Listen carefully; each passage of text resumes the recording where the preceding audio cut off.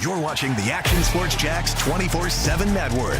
Now it's time for the Brent and Austen Show.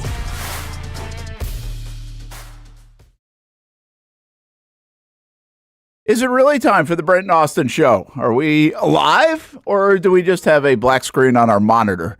Hopefully we're live. We're going to assume that we're live, and the monitors just aren't working. How about that? I like to see myself. Yeah, I know, man. You can't either. We're both like, I can't. Is this really working? Yeah. Because this is not showing. Hey, I guess we're working. What's up? What up, man? Olympics in the books? Yeah. Jags are going to the Super Bowl? Yeah. Yeah. I mean, what a day. Yeah. There's the River City. Looking good. Nice and hot. You're on your laptop. I'm like, how can you? Yeah, now okay, I just jumped on the laptop. I got you. First time. We've been doing the show for like 5 or 6 months. Maybe they're just off on the monitors. Somebody pulled the plug. Yeah, I don't know what the power button is. I can't help it. Sorry. That's all right. We're up and running. Great start to the show. Welcome in. What did we learn? That's all I want to know. I couldn't wait to get here till Monday and say, what did Austen Lane learn about this defense? Oh, yeah. Did he see anything? Absolutely. Did they show and tell? Yeah, yeah. Give me something to jump off with. Do you want the good or the bad? Oh, give me the good, man. We know what the bad is. Yeah or not? I don't know. Do you want the good first? Yeah. Okay, the good is that they seem to be pretty disciplined. You didn't see a lot of mistakes. You didn't see a lot of penalties. And this goes hand in hand with their offense as well. Every year I seem like that I'm on the show, I say the same thing and I repeat myself, but it warrants repeating. You can tell a lot about a team, even in the preseason, by the number of penalties that they have and the number of stupid mistakes that they make. And, on Saturday I saw a team that played disciplined, that played fast, that didn't have a lot of penalties. So from that standpoint, and speaking about the defense, that was really great to see. Yeah, I thought, Doug mentioned that too. He's like, there are some MAs which are missed assignments and stuff. You're going to get that as well when you're playing so many guys and you're out there for the first time. But I think you're right. They kept saying that fast, right? Physical. They looked like they knew where they were going. Looked like they knew what they were doing. Operationally, it looked pretty strong, which actually struggled at times last year. So, yeah, I think that's a good observation. And by the way, front to back, front to back is where the Jags looked pretty good in that respect. That did not waver. It didn't get very sloppy on the Jags side. In fact, I think you can make the case it's a lot sloppier on the Kansas City side of things. Yeah. With a bunch of new people that they have in and out over these last couple of years as well. Okay, I guess give me the bad before we expand more. Middle linebacker. Middle linebacker's bad? Yeah. Yeah, I mean, the long Isaiah Pacheco run, Devin Lloyd essentially didn't fill the gap like he was supposed to, went inside. That led to, I forget how long of a run it was, maybe 13 yards or 14 yards. And then another one, who was the backup tight end, Noah Gray? Yeah. On the pass. That was middle linebacker responsibility. Didn't find to get work, kind of left them wide open. So, yeah. And listen, I was skeptical. And maybe, once again, you saw kind of a vanilla defense. You saw a 52 defense out of base during the third and fourth drive. And it was kind of interesting, too, because even when Kansas City went a little more of a spread formation, they still kept that 52 with 5 linemen. They moved down Trayvon Walker, and then they had Abdullah, right? Or not Abdullah, but what's... Yes, sir, Abdullah? Yeah, Sir Abdullah, play like the edge, standing up. So kind of what I predict was going to happen, where when they get in the base formations, they move Trayvon Walker down. We saw a little bit of that Saturday night. But to me... Let me stop you there for a second. Yeah. So if you move Trayvon Walker down, that switches into the 5-2 you're talking about, because we think then that will be Armstead also rushing too, right? You can call it a 5-2 or a 3-4. I mean, depending what you... Oh, yeah. I mean, it's essentially the guys same. Walk up to the line of scrimmage. Well, it depends how you want to count Yasir Abdullah. Do you count him as a linebacker or a down lineman? Well, it's interesting because I was going to bring that up a little bit. He's only 240 pounds, right? So maybe he's a 3-4. Kind of built more like a linebacker. Yeah. Which leads me to believe then, the rumors of Eric Armstead, we talked about playing defensive end. If he plays D-end, he's going to be playing kind of like a big defensive end. Once again, if you want to call it the 3-4 or a 5-2, but I don't think he's going to be on the edge. I think he'll be playing the spot that Trayvon Walker was playing when they're in base coverage. You know what I feel like, Austen, that they have in Jacksonville 2 Calais Campbells, in essence. with Armstead and Trayvon Walker. They got two guys that can be interchangeable. Again, and I'm not trying to say that he's going to do what Calais did, but in terms of the operation of it, the ability to play both. Now, Calais was a little bit heavier than even Trayvon, but Trayvon's up to 285, He's up to 285. And so Armstead's already a big fella, but he can play both. So I think that's pretty interesting that's why we're not getting the label, I think, because those guys are probably going to swap around. They probably won't be labeled. You might have to go through a month of the season to figure out how many snaps they've played at each spot. And I don't remember Calais playing inside that much, but I know he did, especially on passing situations. And now we're into more passing situations than ever before, even from 7 years ago in the NFL. So that part makes some sense to me. Yeah, and they're not going to be afraid to rush 5, I feel like, either.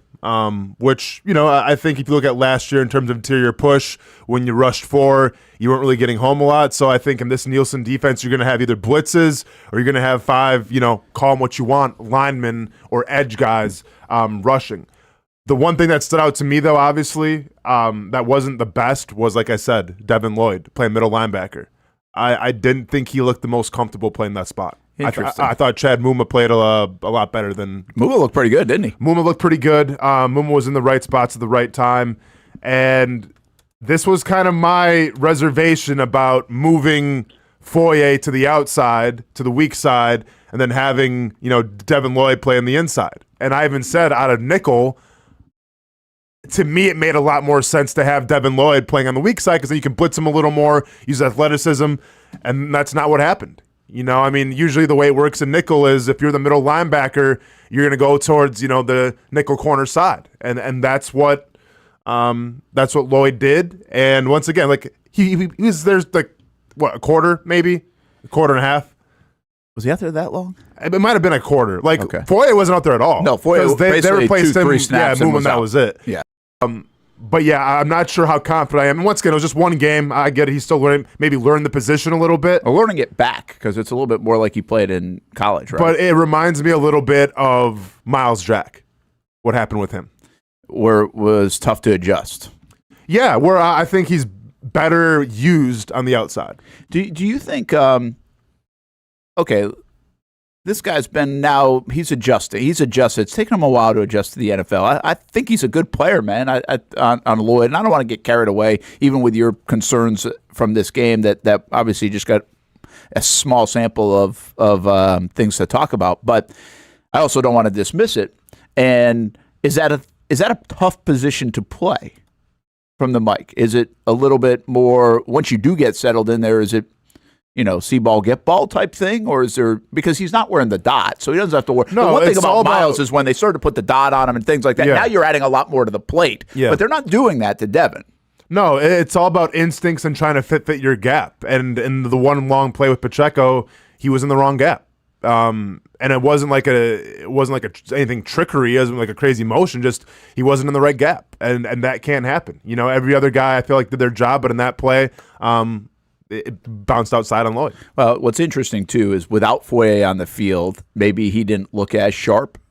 When Foye was on the field for that play. I know you're talking about one play. I mean, but you're also saying you're not just talking about the one play. I mean, we're really getting dramatic if we're just talking about one play. Okay, you missed one play, but it was the 2 plays. To me, it was the 2 plays. It was the Pacheco run, and then it was the Noah Gray or whatever that catch. Yeah, and so and again, Muma is a guy. There are a lot of things to talk about coming out of this game. Parker Washington, Brian Thomas Jr., the quarterbacks, all this other stuff. Of course, special teams. But Muma was kind of under the radar. I mean, he was all over the place. Mm-hmm. He looks good too. Like in terms of just physically, he looks the part, which these guys really do. See, that's what I noticed. That's the thing to me, Austen, that stuck out, probably even in warm-ups or whatever. The Jags look big. The Jags look physical. They look fast. Like everybody's gained weight. Mm-hmm. Trayvon Walker said to us on Friday, everybody on that defensive front has gained weight except for one person. I assume he's talking about Devon Hamilton in that respect. Mm-hmm. So they've asked them to gain weight because they're going to take on more double teams. Yeah. And in this scheme, because there's going to be a little bit lighter in the box is what it looks like. Yep. Right? Hamby, this is a good example. Hamby, you mind rewinding it or just like going back to the first slide? This is great, actually. Yep. I didn't even cue you for this. Dude's got the senses going here. So this is he surprised us with this. Yeah, so this is basically their nickel coverage, right? So you see two middle linebackers, but you set. I forgot. I can't even tell who the nickel guy is right here, Brent, on the top side of the screen. Do we know who that is? It's kind of hard to tell from. Braswell's in the nickel. Okay, so Braswell. Okay, so you got Braswell right there. So Braswell's in the nickel, right? So that means count him technically as the outside linebacker, even though he's a nickel. So that means that, yes, we have right here, we have Lloyd playing the middle linebacker. You have Foye playing the weak side. Then if you go to the next slide. 1 second. Because, yeah, this is the run, I believe.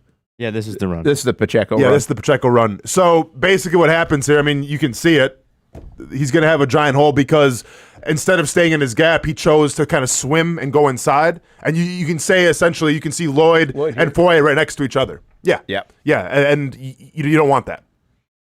And then if there's another slide, I mean, so it's he going to left be... the gap open. Yeah, I mean, the gap's wide open. That's the last one, but you see Creed Humphrey, the center, stealing... of course. I think that's Roy. Yeah. There, and yeah. Well, and listen, and you can see 33, you can see 23, right? When you have both linebackers like that right next to each other, obviously somebody messed up. Yeah, and most likely it was Lloyd in that spot. So anyway, that's an interesting. I was excited to get your observation. I didn't know you'd go there. But part of this is how they're going to use guys. I'll tell you this now, and Glenn says this, and I know we already have a bunch of chats. We'll get back to some of the chats in there. Christian Braswell held his own.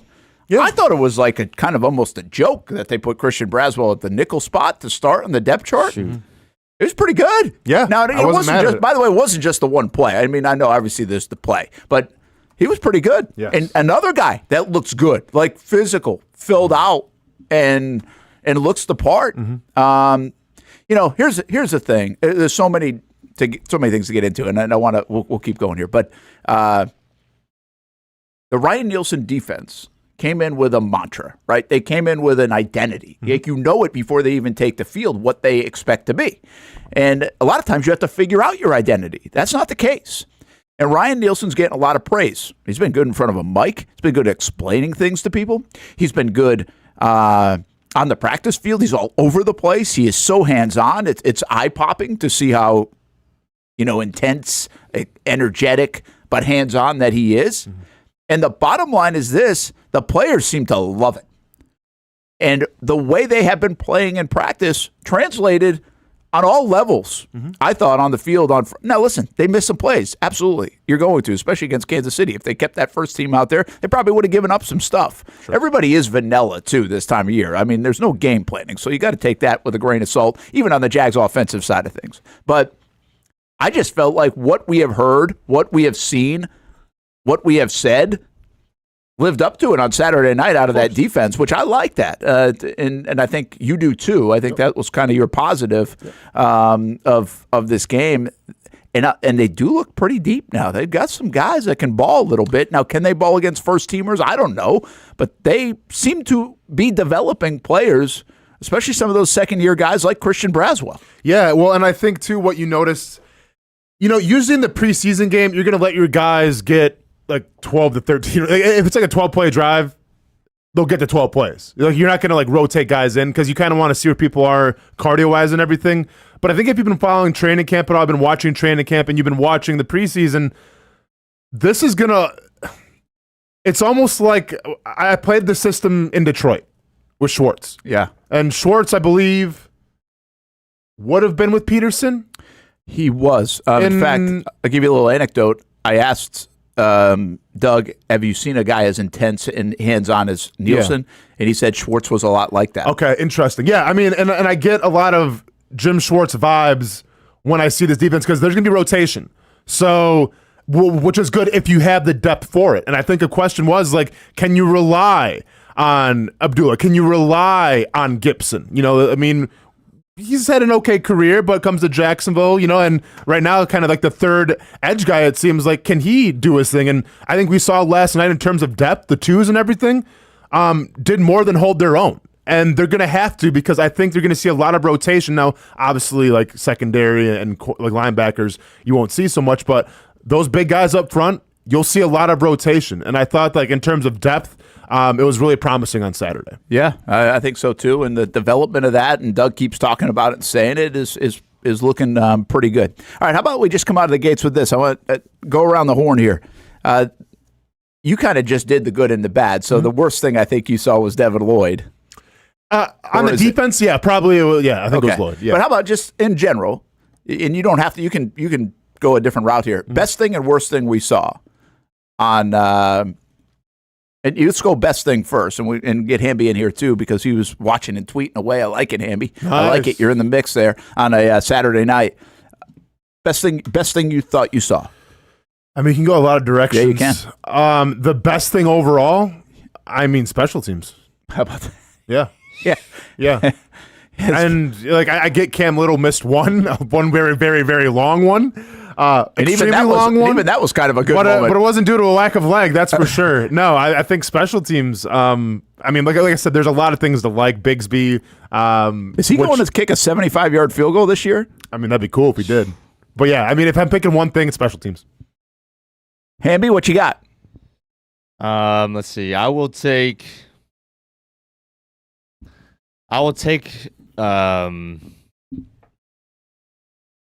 rhythm of the offense through the first two drives. They weren't perfect, and I know there was a lot of ETNs kind of just getting stuffed, especially when we went to the left side, and I know Hans was out there. It's not our ideal offensive line, so I'm not freaking out about that at all. But it just looked like everybody almost had a defined role right away. Within the first, and I know Brian Thomas Jr.'s catch was in the third drive, but you see him running a lot of goes, a lot of corners. Gabe Davis, I mean, man, Trevor ripped that ball in there on the second drive over the middle, and that's the kind of the exact thing that we were talking about. ETN catches the ball out of the backfield. Kirk was running his zigs and his slants almost every play. I know he played 7 snaps, but it just seemed like everybody had a defined role, and that was for however long they did it, it worked, and it was just kind of cool to see because I was so curious of who's going to line up where and what kind of routes we running.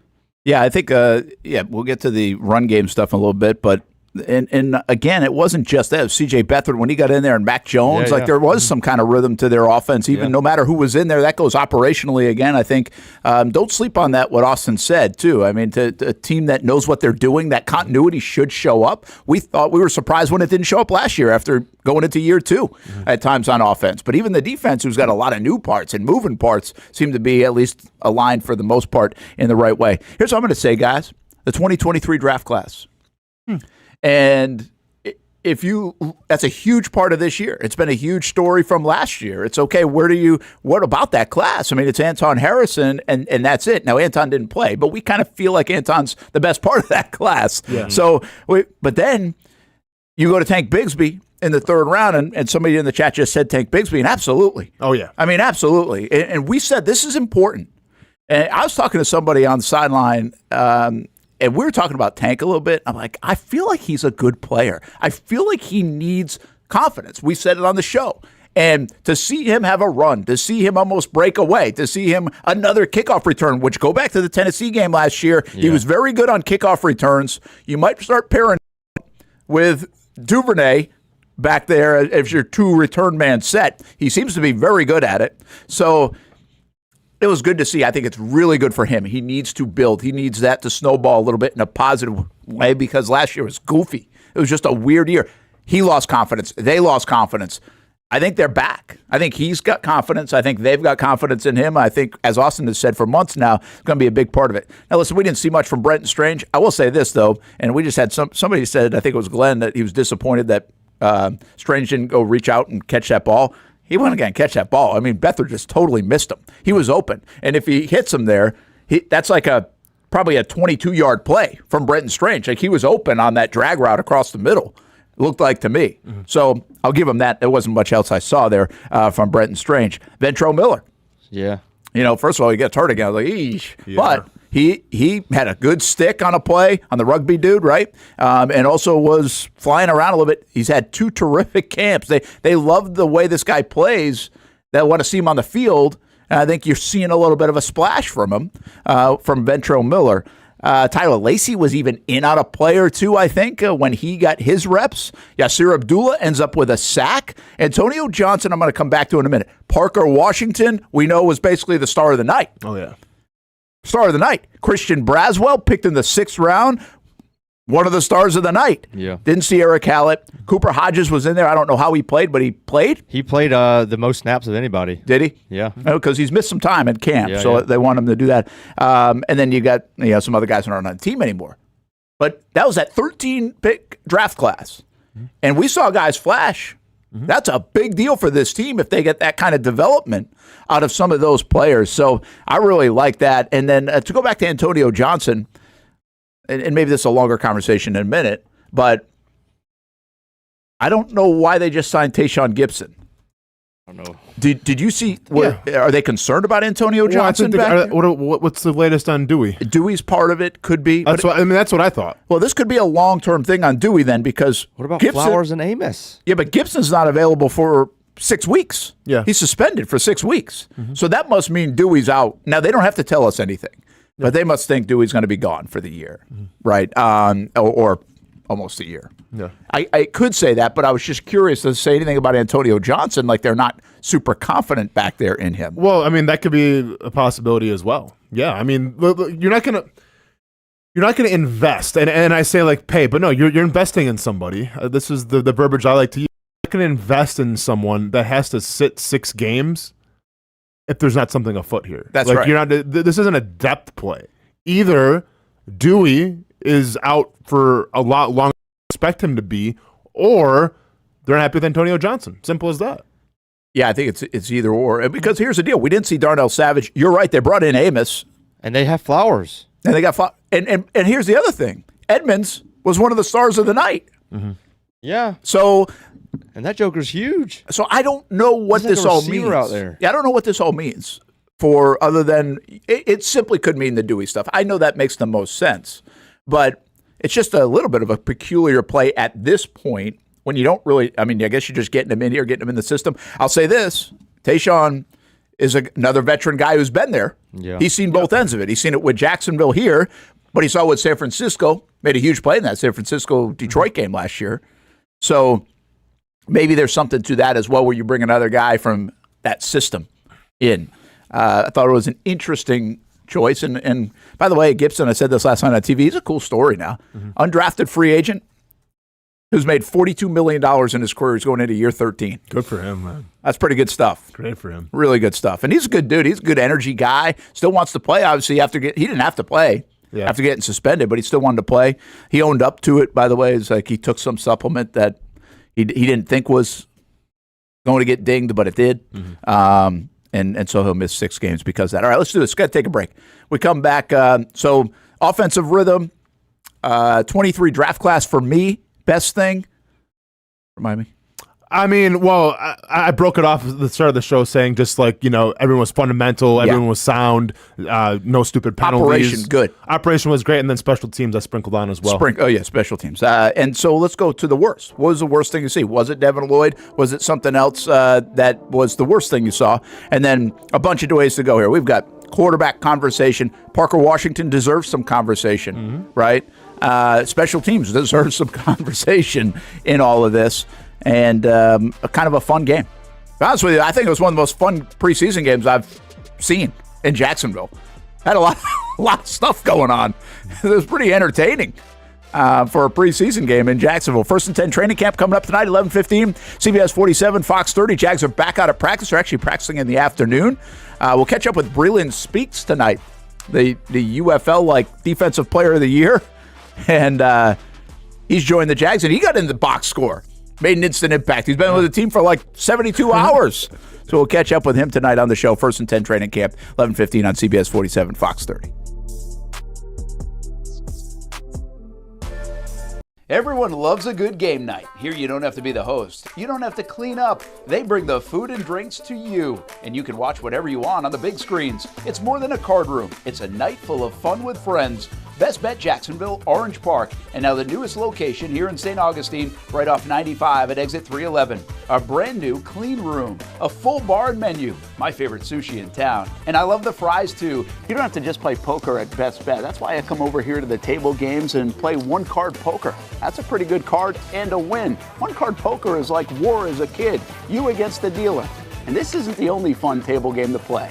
a friendly staff, a lot of fun. It's a good night out at Best Bet Jacksonville Orange Park in the newest location in St. Augustine. You can be a serious player or a novice. It doesn't matter. If winning equals fun, you're a winner every time at Best Bet.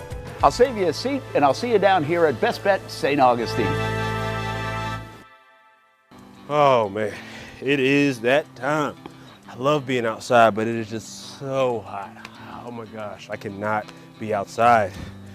Well, you know, it doesn't have to be. As a matter of fact, I've got the perfect solution for you to be able to stay outdoors and not look like this guy. GW Outdoor Solutions has the solution that will help you create areas of shade with their automated retractable awning. As the summer months inch closer, the high temperatures will be right there too. With GW Outdoor Solutions, go from scorching to cooling in no time with one simple push of a button. These innovative shade solutions not only provide protection from the sun and rain, but also add style and functionality to your home. Let GW Outdoor Solutions transform your backyard into paradise. Check out gwoutdoorliving.com for your free estimate.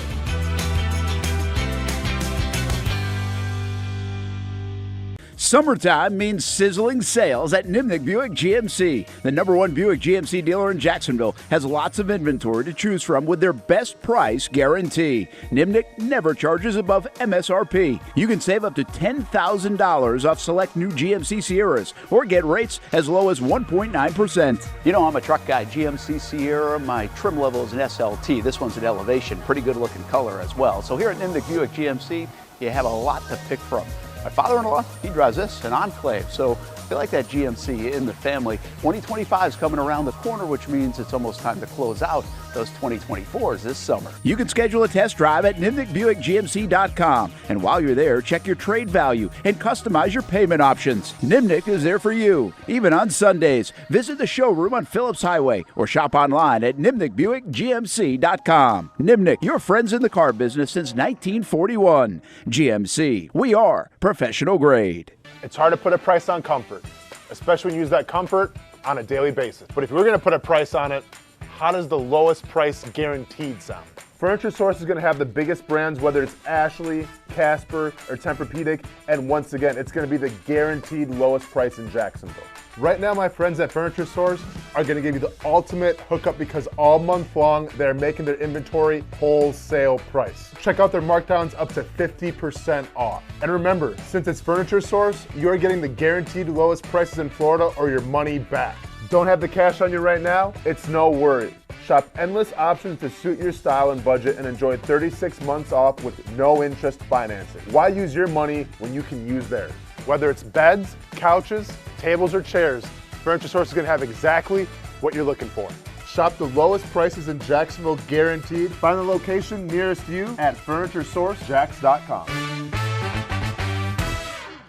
It's a new logo, new branding. With Bold City Heating and Air, it's an old school approach. One of the few locally owned and operated air conditioning businesses left in Jacksonville. It's hot, Florida in the summer. You can't do much to avoid it, but you can keep cool with Bold City Heating and Air. It's every customer counts kind of service, from when these trucks have pulled up to my home over the last couple of years and when they pull into your driveway as well. From communication to pricing to the actual service, everyone at Bold City Heating and Air cares about you. You know who is coming to your house. You know they will be well trained and they will respect your home. Air conditioning convenience at boldcityac.com. Stay cool while it gets hot. Bold City Heating and Air can help. Don't get caught sweating all summer. boldcityac.com, and they have financing to help. New systems starting at $110 a month and $50 off any repairs. Stay safe, stay comfortable with Bold City Heating and Air at boldcityac.com. Homegrown in your hometown. Welcome back to the Brent and Austen Show, streaming on the Action Sports Jacks 24/7 network. Hey, hope you had a good weekend, everybody. Kind of a fun one around here. We got some football back, which was nice to see on a hot, steamy night in Jacksonville. And, I felt like it actually cooled off a little bit, but it really didn't. It just felt like it because it was so hot going in. That sun goes down. You didn't end up going? I didn't go to the game, and I watched that at home. The Jaguars get the win. if they had lost, I wouldn't put any weight on the loss, so I'm not putting any weight on the win. I think that's not how it works, and you know it. Nah, I know. I've been doing this long enough to know that I ain't talking about a win in the preseason. Well, I'll tell you who's not talking about the run either is the Ravens. First loss in 23 preseason games. I thought they had that snapped. Oh, did it snap? Are they on a losing streak now? I thought they snapped that last year. Maybe they did then. But they lost again. That's what I was thinking. When I saw that score, I was like, oh, they lost again now. Yeah. So, it's an interesting deal. I said this on TV on our postgame show and again last night.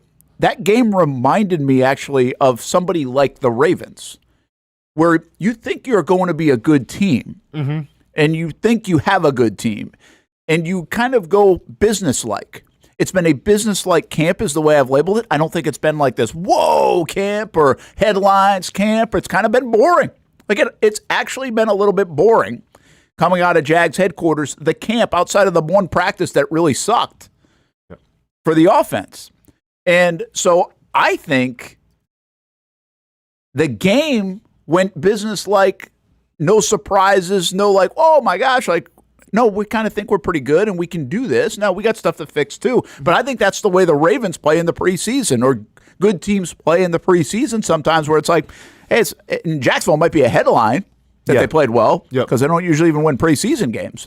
But it reminded me a little bit of that. I don't know. We'll have to see. But I think this is a team that, again, has an edge to it, is playing with a little bit of urgency, and is mature enough to know that we got to get our work in, and everything counts right now.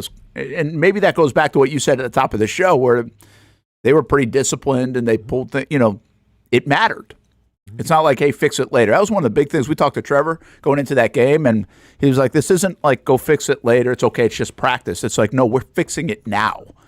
And that was kind of their message. That's Doug's message. Put a lot of pressure on them. I think you probably heard Brian and Bucky talk about that in the broadcast, but that came out of that production meeting. Like, they're trying to put the pressure on them in practice to perform, and make everything urgent. And you'd be like, oh, shouldn't they do that all the time? No, that's not what you ever practice before, people? Like, that's not what happens all the time. It's easy to just shake it off and be like, that's practice. So I think just that small attention to detail is happening here in Jacksonville right now, and there was an illustration of it. Brent Martineau, Austen Lane, Jason Hamby, Brent and Austin show on a Monday morning. Jags do get that win. I said, hey, the best thing, if you're just jumping in, the best thing you saw for me was the 2023 draft class. For Austin, it was kind of the mechanics of everything, the operation, and also special teams, and we'll talk more special teams. It was very good. For Hamby, it was a little bit of the rhythm of the offense, not just the first team, but kind of everybody doing their part and where they should be, and they got a lot of people involved in that, all three quarterbacks, which we'll talk about in a little bit too. I'll piggyback off that before I get to the worst thing and say, who's the happiest person in the building today or Sunday or whatever for the Jags? And the reason I thought about this, and I'll help you out, is kind of goes off. To me, it's Heath, trainers. It's Heath Farwell. Oh. You might say it might say the athletic trainers. Yeah. But to me, it's Heath Farwell. I mean, everything about that game from a special team standpoint. Yeah. We didn't think we'd learn a dang thing about the kickoff. We learned a hell of a lot. In fact, the league learned a lot. Yeah. Yeah, of all the games, I feel like everybody was probably, all the special teams coordinators are just going to, tune into ours real quick and watch. That's going to be coach tape, man. That's going to be ref tape. Yeah, they knew more than the refs in that situation. It was impressive. From upstairs, I was right down there during that. And Doug was all over that early, which means they were probably all over it upstairs, too. You got to give those guys credit. And Doug, I was like, at one point, Doug was, I don't know if I didn't watch this part of it back. I don't know if he was pissed. Yeah. Like, it was like, there was one element early on when on the Gabe Davis challenge where he was just like having a nice conversation with the refs, like, okay, if it works, it doesn't. It was a very close play. I thought he might, if they had called it complete on the field, they would have kept it complete, but they overturned it. One of those deals. This one, he was like pissed at him. He was like, he was yelling at him at one time, like, don't run the play or go review it. You've got this wrong. And they were right. They won that. It was kind of fun to watch that play out. We know this rule is so like ambiguous right now or unknown. And we're all sitting there. I'm still not sure if we all know why it was a safety versus last year. I think I know. Okay. I think I know, but I don't. I thought it was now that you're saying it, now I don't think I know. So the deal is last year, in my opinion, again, we're going to have to get some clarification more on this. Okay. But last year, if that kickoff happens, that's not a safety. Yes. Because the ball went in the end zone first. And he didn't make an attempt, in my opinion now, I think I got this right, to come out of the end zone. He just grabbed it while he kneeled down in the end zone. Mm-hmm. But it already bounced in the end zone, which I think would make it a touchback if he doesn't want to make the attempt. And he also didn't make an attempt anyway, which would make it a touchback. Yeah. Last year. Okay. I think. But now this year, everything. That got me on that last part. Yeah. Well, it wasn't going to be. It wouldn't have been a safety last year. That was pretty clear. Right. Yes. So why wasn't it a safety last year? I think for one of those two reasons. He doesn't make an attempt to come out of there. He kneels it. You know, his body's in the end zone when he's kneeling down and touching it. Yep. Or that it had already hit the end zone, so you don't have to make a play on the ball. Well, here's what's the huge difference, and I'm not sure everybody knows this yet. You have got to cover up every ball in the end zone this year. So if there was a kickoff last year and it bounced around, whatever, and ends up in the end zone, the guy can go kneel it down. He can go touch it, but he doesn't have to. Mm-hmm. Okay. Right? He doesn't have to, as he can bring it out? What do you mean he doesn't have to? Like, he doesn't have to kneel it? Yeah, he doesn't have to do anything. He just say, I'm just going to chill here. He's just got to let it go. Like, yeah, let it go. Okay. Gotcha. Like, you have to go touch the ball. Like, that's a live ball in the end zone if you don't go get it. But you're saying if it's in the end zone and you go get it, you don't have to take a knee, though? You can just go, like, I got the ball and now it's a touchback? You still have to now take a knee. But you have to take a knee now? Yeah, you still have to take a knee. Okay. And then you'd get it depending on where it lands, if it went into the end zone first, you'd get it at the 30. If it ends up in the field of play first and then in the end zone, it's at the 20. Right. So it's just, I mean, again, we think we know football, and then when this happens. This play reminds me of, remember when the Jags a couple years ago and the ball would hit the receiving team and then it'd be a loose ball as a punt returner, and then they'd go after it, and people would be like, what the heck are they going after the ball for? Well, there was a rule there that we all learned about that you could not turn the ball over once that had happened. Once it touches the, yes. Right? Correct. Once it had touched the receiving team, you cannot lose possession. You can only advance it. Correct. And we kind of like learned about that in real time. We're like, what is he doing? I forget who it was, but it was like years ago. And this reminds me a little bit of that, where it's like, okay, do we know? We think we know. We watch a lot of football. We pretend to know a lot of football. Yet this one we don't. Like, the officials didn't know either. And I still don't know. Like, the league is going to probably come out at some point today, tomorrow, whatever, and be like, this is what happened on that play. Yeah. And this is why it happened. Was it because they thought it touched it as it was back on the 1 yard line? Was it because you have to advance it? Was it? What was it? What part of the rule made it that? We think we know. Doug explained it at halftime to us as well. But I don't think that's a safety last year, but it is this year. Why? Yeah. All right. Give us the clarification so we can learn a little football. But those are some of the nuances in this rule. I mean, obviously, I was a fan. Just gave you a headache, a little bit. Listen, I was a fan of the new kickoff because obviously it worked well for the Jaguars, so I'm all for it. But how are we feeling? I mean, if it wasn't for Saturday night and the Jaguars doing well, and if you're just asking me how I feel about the new kickoff so far, and I get like it's new, I have to adjust to it. I don't like it. You don't like it? No. I don't get why they just didn't implement a rule where if you kick a touchback, bring it to like the 45-yard line. I think you're going to get to that point. I think maybe not that 40, maybe not that far. No, I'm 35. saying like the old rule. The old rule, because this changed because there's too many touchbacks. Too many. Correct. Not enough returns. Why didn't they just make the rule, instead of like changing the entire kickoff, to just say, if you kick a touchback, it's coming to the 45-yard line? Well, because they don't want the collisions either.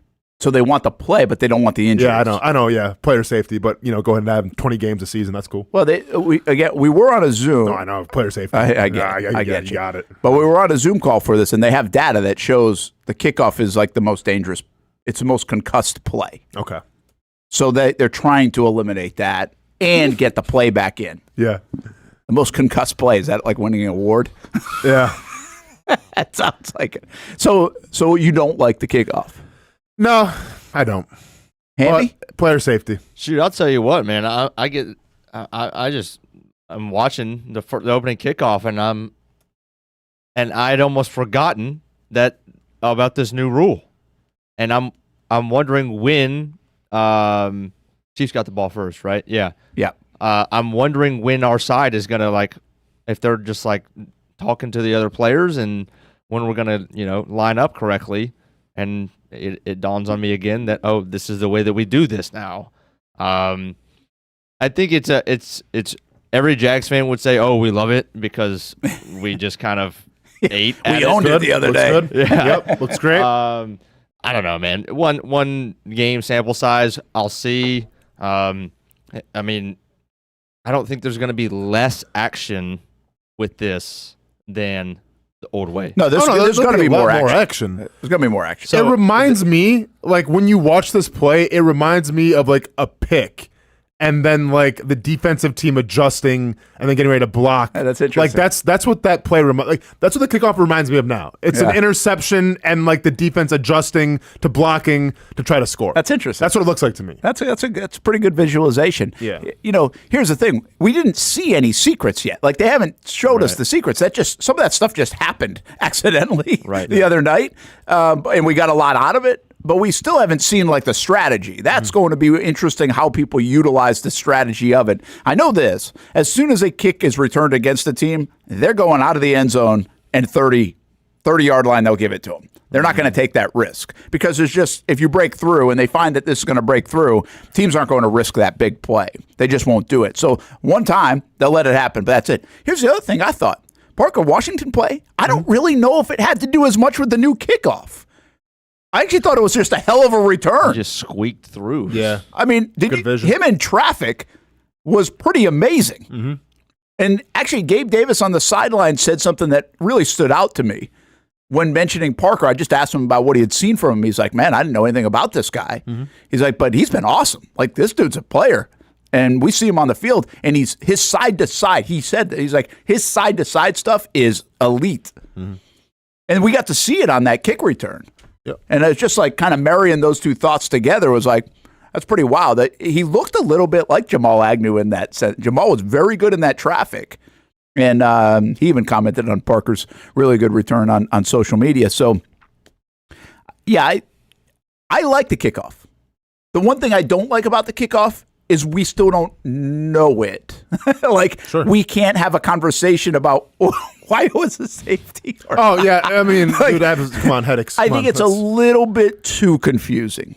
Yeah. And it gives the teams options for strategy, but it's a little bit too confusing. Now, I do think we'll figure it out. We'll see everything by week 5, and we'll have it figured out. But I do think it's a shade confusing at the moment to referees, to fans, to it almost is it needs explanation every time. And I'm not even sure announcers are going to be able to figure this out right away. There was a 40-minute Zoom call, guys, on Monday, but it's a lot. It's a lot. Oof. There's a lot of nuance to it. So anyway, I just thought Parker Washington scored on this play down the left side of the field. Well, he didn't score. Or you took it 74 yards, sorry. Yeah, he's number 11 right there on the 28-yard line. Facing the Chiefs' sideline. With 4 Chiefs right there. Love it. Yeah, that was pretty good stuff. All right, so anyway, worst thing. Now, the happiest guy, I think, is Heath Farwell. Sure. I don't know if everybody else said. I just thought Farwell had a hell of a day. Yep. And they drafted a kicker. The kicker looks good. They already know the punter's good. Yep. And they think their special teams units are good to begin with. Mm-hmm. Got some really good players on there, from Daniel Thomas to Dearness Johnson, and more. What about the worst thing you saw? So the worst thing I saw, to me, was the only thing that they didn't really establish with their identity, and that was the ability to run the football. Yeah. And you saw that, obviously, more in the first couple drives, because when Tank Bigsby got in, he had some nice runs, which I need him to have because obviously he's my super sleeper of the year. But Travis Etienne just couldn't get it going in the run game. Got to go in the passing game a little bit, but not in the run game. So yeah, to me, they couldn't run the football. They couldn't establish that identity. Couldn't establish the trenches, and it kind of mirrors what we saw last year a little bit.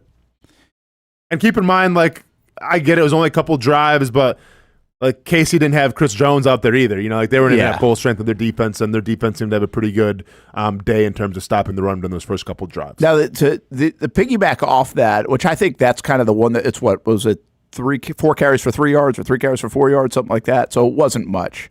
But there was a 3rd and short at one time where they did get the first down. Again, this was after ETN. Yeah. And then they got the 2-point conversion on a plow play, basically. So they showed some signs later in the game of it, but I think you're probably right that's probably the worst thing we did see.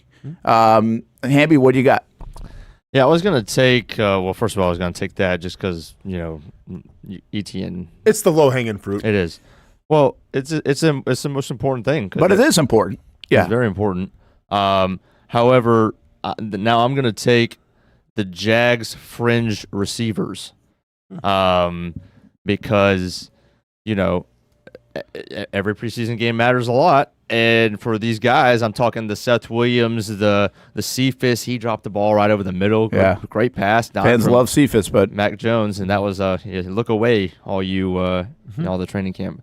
But Seth Williams has 2 catches, didn't really do much, and Elijah Cooks 1 catch, Burton Strange 1 catch, Easton 1 catch, Cephas 1 catch and a drop. It's kind of like nobody really stuck out, and that's nitpicky because obviously you're hoping that almost doesn't impact you at all over the regular season. But, you get a whole half of football to play, and nobody really stuck out on that end other than DeGuara, tight end. But he's one of the candidates for happiest player probably as well. Yeah, that's a good point. Yeah, he looked pretty good, didn't he? That was a nice catch. It was a nice throw catch, Mac Jones to him. I'll say this. Why not? Why not have a little criticism? The 4th and 5. Because he had Ingram open. Yeah. And just had to lead him a little bit, and he was there. Yeah, I don't know why he didn't throw that. And it's actually, I hadn't seen like all the replays and Twitter and all that stuff on that play until I think the next day, or I got home late, and then Ty was telling me, he's like, "Oh, you have a $55 million quarterback." Here's Ty talking like Twitter again. And, I get that all the time. Yeah, but I do think, in a sense, the more I looked at the play, I was like, I don't know, man, because a lot of times I'll defend the QB in this respect because I think it's such a damn hard position to play that he was getting flushed right about the same time that Ingram's breaking. Okay. Right?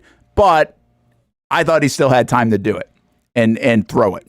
And on 4th and 5, why not? A little bit, right? I mean, why not throw it? Now, he later would say, he's like, not really. It's fine that I didn't throw it. Doug didn't harp on it either. But you'd like him to see that. I'll give him a pass on this. These guys haven't played football in 9 months. I think we forget about that. Live bullets going. Hopefully you make that play in a month. Do you have to make it in the first quarter of the preseason game?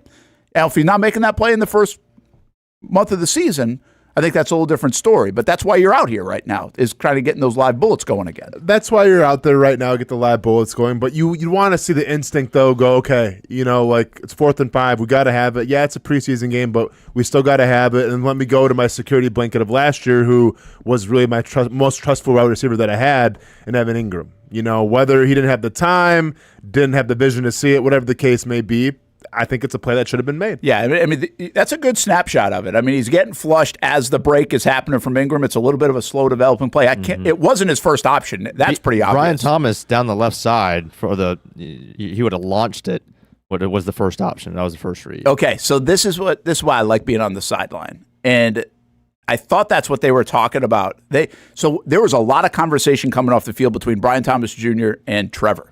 Okay. And they went back. He's like, Trevor was explaining to Thomas, like, I had you, but then the safety was coming over the top. I think he ends up coming over the top. Yep. And so I didn't want to let it, because he had beaten his guy off the line. Yeah, but they were playing 2 deep safeties. Yeah. And so it looked like he was wide open early, right? I think, or pretty open. But it was just interesting to me, the conversation. I was like, man, I got to go find out what they're talking about. I don't know exactly what they were talking about, but they were like dissecting it, that play, which I kind of liked. And that was kind of led by Trevor. So this was not his first option here. Yes. which also is a little bit surprising because Ingram should be a safety blanket right there on 4th and 5, right? Why not? Yeah. To be able to do that. But this is what I talk about. Is he supposed to make the throw right here? Should he have done it a frame earlier? And what people miss about this play is that ETN actually misses the block. ETN is helping, and he doesn't get a good piece of whoever that is pass rushing at the time. I think he could have slowed him a little bit more. And if he picks up that a little bit better, I think he was almost taking on 2 guys and he just misses if you go back and watch one of the angles of it. Yeah, he was helping out the right guard and because the linebacker did like a delay. So Etienne was helping out the right guard and then the linebacker came on to delay and he kind of just missed him. So this is one of those football plays where he's like, hey, if Etienne just does a little bit more, then even that allows Trevor to do a little bit more in that spot. But you still want, to me, it's still a throw you have to make, though. Yeah. I don't disagree regardless of what Etienne did, and, I'm not saying it's fair or not, but you're one of the highest paid quarterbacks in the NFL. And that throw's got to be made now. Yeah. So anyway, I thought if that's the worst thing we saw, let's hope he makes it in the regular season more often than not. Yeah. I don't think it was like a gun shy thing or anything like that. I just think it was probably didn't see it as fast as he should have saw it. Yeah, because even like I said before, it breaks down. He could have trusted his instinct and just kind of let him there and threw it, and he still would have had it even without the. Uh-oh. Holy cow, Hamby! Are you drawing? Yeah, I was going to say Hamby's going Did to the. you draw that? Yeah. That was you? Yeah. All right. Well, could we take a look at that in a little bit? How can we? That's all I'm thinking about now. What else are you talking about? You want to take? Okay, fine. What is that? That's a touchdown? Yes. Yeah, this is a touchdown. Draw it up, Hamby. I just wanted to show how they schemed getting ETN man coverage on the linebacker. They cleared out so there's no one over the middle. So you get Gabe Davis on the left on this kind of like this quick corner, and so he's not in the way. Obviously, you get ETN on the angle, so he's one-on-one with the linebacker on the left, and then Ingram he's in the slot towards the right, closest to the right tackle, and he runs this almost like semi-fade, but he's out of the way. Kirk, you get on a zig, and then BTJ runs a fade. Does he coach flag football or something? Hamby might. Look, he's got it all. Yeah. Plays a lot of college football, 25, whatever. Yep. I just watch the play over and over and over. Or we can just say that they had a linebacker on Travis Etienne and they read that, and then he decided to do an angle route, and that was a touchdown. But yeah, I love the route concepts here. I've got the question about the ETN thing. Yes. I love the play. Mm-hmm. We've been talking about him in the pass game. Are they going to get him more involved? Mm-hmm. I think, again, you guys know, if anybody's been listening to the show, I've been talking about this April soundbite from Trevor Lawrence, which eventually I'll pull, where he says, hey, we're going to evolve the offense. It's going to be a little bit different. We're doing some different stuff. I like what we're doing. Blah, blah, blah, blah, blah. Is this that? Because he kind of hinted at a little bit of that. We've been working on some things in this post-game Saturday night when in reference to this. Yeah. And I'm not telling you that's the only thing they've changed or evolved going into this year, but the passing part of ETN is definitely more of a focal point this year than the last couple of years. Mm-hmm. And he had a lot of catches, 58 catches, I think, last season. But I think this is one of the plays where we're going to get him lined up. We're going to match him. The reason I hesitate with that, Austen, is why wouldn't they have been doing that anyway? Don't you always want to get ETN matched up on a linebacker? And they were doing stuff where they'd put Kirk in the backfield and things like that. So is this a hint at some of their new look offense, how they're going to use number one on their team? Yeah, this could definitely be a little bit of the new look. I don't know if this was a check with me call first to see exactly if the plan was to have, I think it was Tranquil was the linebacker, still the ones. Yeah. If the plan was to have Tranquil out there, and he's kind of lined up a little wider, so I feel like this was kind of a design play already. They knew they're going to have a linebacker matchup, and yeah, Tranquil is a good linebacker in his own right, but give me Travis Etienne 10 times out of 10, 2 times on Saturday if he's going to run that angle route. It's just he's too good of a receiver just to put a linebacker I think this was the play all along. Right. Yeah, I think so too as well. So, yeah, I think you're going to see a lot more of this. Like I've been saying, I think you're going to see a lot more Tank Bigsby in the power run game, and then when you need a little bit of a slasher, when you need some kind of big play, these opportunities can present themselves. Listen, this was the good thing about something like this, in my opinion, was first it cashed in after the Parker Washington return. It was a red zone play where they were bad last year in the red zone, scoring. And if you really want to check another box, and I know it's not really where people would identify as much, it's in the middle of the field. A lot of people are critical of the Jags and Trevor about the middle of the field. This is exploiting the middle of the field with a weapon. So, like, I don't know if people were talking about that coming out of the game, but hey, that's the middle of the field. And it's a safe play in the middle of the field, but it's a good play. So it checks a lot of boxes. I like all your lines here, Hamby. And I think, well, the only thing, last thing I wanted to say was, because the only way that this play can be stopped, and Austen, please correct me if I'm wrong. Yes. The only play, the way that this can be stopped is if the safeties bite in the middle, right? Because this is man, everybody's in man-to-man with two safeties over the top. Correct. So like a Tampa 2 kind of. Yeah. So the only way that this is stopped is with the safeties if they come down. But if you have Gabe Davis and Brian Thomas with MORs, mandatory outside releases, then it's over. No, okay. So basically here, what you're seeing is you're putting the defense kind of in a bad predicament because you're in the middle of the field, right? So it's essentially the center of the field. Your strong side is on the right. You have 3 wide receivers and trips on the right side of the screen. And then we have, is that who's the left wide receiver here? We have Gabe Davis. That's Gabe Davis on the left. Yep. Okay.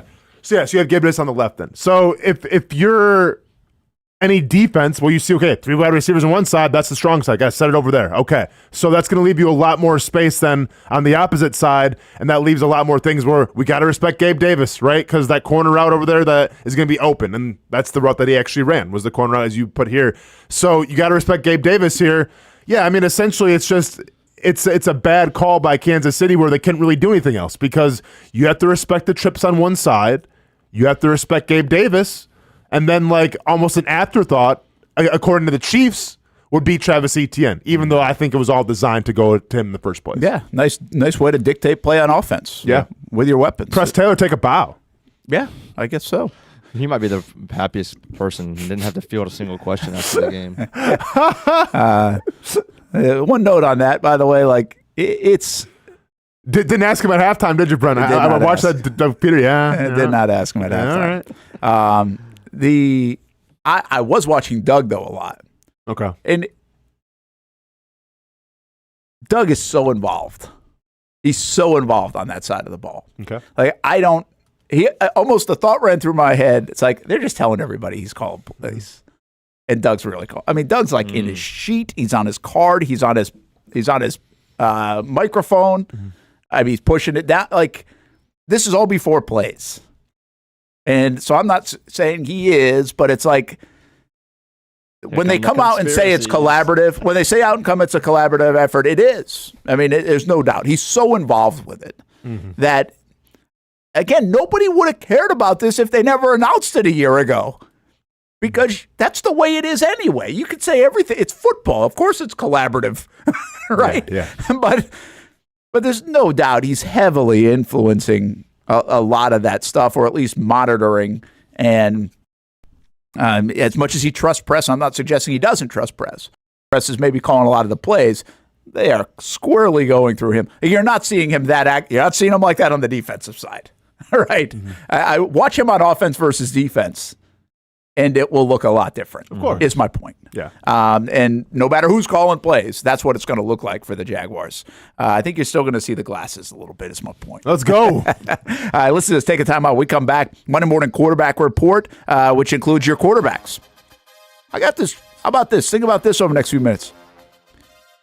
Do the Jags have the deepest quarterback room in the league? Huh. We'll come back and talk about that when we come back on the Brent and Austen Show on the Action Sports Jacks 24/7 network.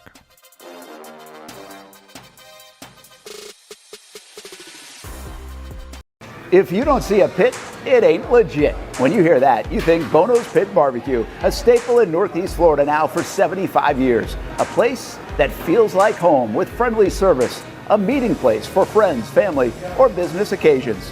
On the menu, the corn nuggets are a favorite in our house, but there's something for everyone. Sandwiches, platters, salads, sides, desserts, and family feasts. You see Bono's all over the place in Northeast Florida. You know, there are almost 20 locations in the Jacksonville area now, so stop on by, sit down, and dine in with Bono's. You can also take it to go. There are drive-thrus in many of the locations, And they have delivery options too. Just download the Bonos app to make things easy. I signed up for the loyalty program, and you can too, to get special offers. If Jacksonville is home, few things feel more Jacksonville than Bonos Pit Barbecue. Celebrate 75 years and many more to come. Bonos Pit Barbecue. If you don't see a pit, it ain't legit.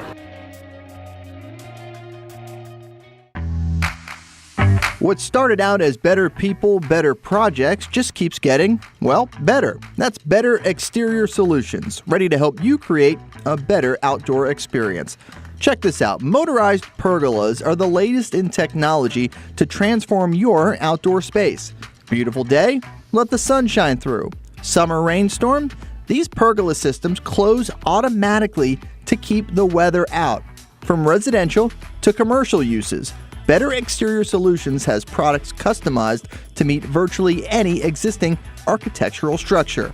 With retractable awnings, screens, and hurricane shutters too, if you want unparalleled quality and expertise, you need Better Exterior Solutions. Get a free estimate by visiting betterexteriors.com or calling 904-902-4999. Better Exterior Solutions. Experience better.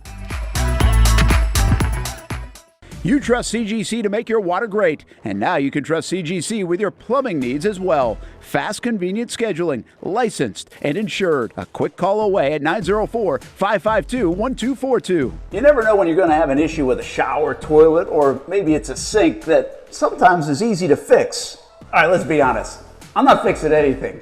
I'm totally staging this because when I have a plumbing problem, I call CGC Water Treatment and Plumbing. Trained professionals, transparent pricing, customer satisfaction. Small problem or even a bigger issue. Maybe you need a new tankless water heater or something a bit more intricate. The experts with 25 years of experience at CGC Water Treatment and Plumbing can do it all. Call 904-552-1242 or visit cgcwater.com. Right now, get 10% off any residential job of $500 or more. CGC Water Treatment and Plumbing, an authorized independent Connecticut dealer. Florida license number CFC 1432579. At Southampton, local golfers have no shortage of options when it comes to picking a course to play here in Northeast Florida year-round. Yet time and time again, I find myself here at the Golf Club at Southampton.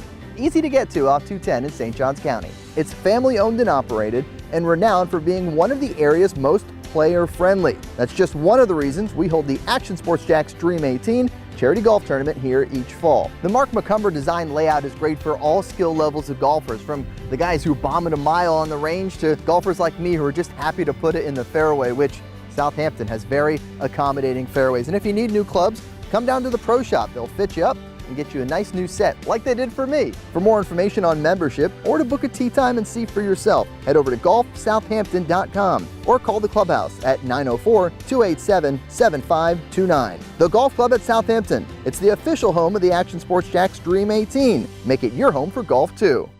It's the place we party in football season with Jaguars All Access. Welcome to String Sports Brewery, everybody. Say hello to our guest tonight. That is Trevor Lawrence.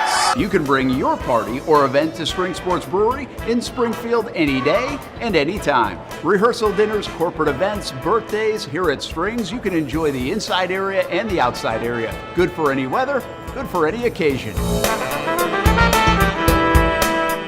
Watch the games, play the games, shoot some hoops.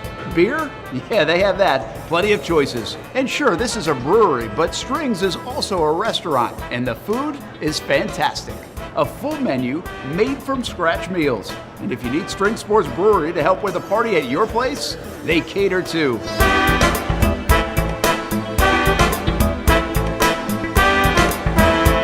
Family, beer, food, sports. Spring Sports Brewery in Springfield.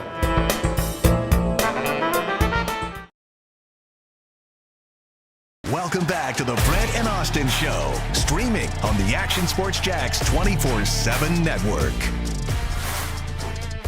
Hey, your Monday morning quarterback here on the Brent and Austen Show. Driven by your local Hyundai dealers. There's joy in every journey, and there's joy in the Jaguars quarterback room. right now for the Jacksonville Jaguars. And I asked this question just moments ago, and sure, we've got a one-game sample, but I think it's a conversation we've been having anyway, because are the Jags going to keep 2 quarterbacks, 3 quarterbacks? What's this going to look like? How much of it is battle between Mac Jones and C.J. Beathard? But I'll ask it a different way. Right now, do you think the Jaguars have the deepest quarterback room in the National Football League? I think in terms of depth, and I don't know every third-string quarterback on team, so it's hard to say. I don't have them all lined up either. Yeah, exactly. Sorry, this was like a spontaneous one. Yeah. But I do like the Texans with Stroud and Davis Mills. I do like the Bengals, obviously, because Jake Browning, showed that he can kind of produce. Some stuff, didn't he? And I like the Rams with Matthew Stafford and Jimmy G. And Stetson Bennett. And that's where he's at, right? Who threw 4 interceptions in their preseason game yesterday, but threw the game-winning touchdown with 1 second left in the game. Huh. If that's not the most Stetson line. 4 picks. So maybe the Rams are the ones to like then. I don't know. But I think having Jimmy G is that's good. Obviously that's quality good. backup. The guy's been to a Super Bowl. Yeah. I saw Lance had a really good day, I think. For Dallas? Is that right? Did anybody see that? I didn't. Okay. I did not see that one. I'd have to go revisit. I saw Bo Nix had a pretty good day. Bo Nix did have a good day. Yeah. And if Bo Nix is having a pretty good day, they've got Stidham and Zach Wilson. Yeah. If they can. I was thinking this, just looking at some Denver highlights. I wonder if they're going to be a sneaky team for people this year. Denver? Yeah. They're not they don't wow you at all, but I do wonder if they'll be sleepy. Hold on. Oh boy. You sleeping on call Denver. Call them the Tennessee Titans of the West. Sleeping on them. Wake up! It's Monday. Talking about the West Division too. The Broncos. I don't know. Well, it's not going to win the division, but I'm aware. But the Chargers are still there too. I know, but they're beatable, and so are the Raiders. So you actually play where every other division's really hard. And I think the Broncos are beatable too. But they are. But the West is the easiest division to play in, depth-wise. Okay, yeah. So, I don't know. I just was thinking that last night. I was like, that could be a sleeper. This one, the league works like this. Who was your sleeper? We just did this. You took the Bears? Or who'd you have? Oh, yeah. Who did we? Why the Falcons? You did have the Falcons. I thought we weren't allowed to go with the Bears. No, we weren't allowed to go with another team that you said because they had a winning record, the Colts. Yeah, I can't remember. Man, you don't. Okay, I don't remember. We'll have to go back to the audio. Who did Brent? Somebody in the chat. Who was Brent's sleeper team? I think it was from Bears. the NFC. You're asking? No, it was just the NFL. Oh, it was just overall NFL. Yeah, no, I really don't remember. Okay. I thought I could at least narrow it down to the NFC. I think you said the Bears, if I'm not mistaken.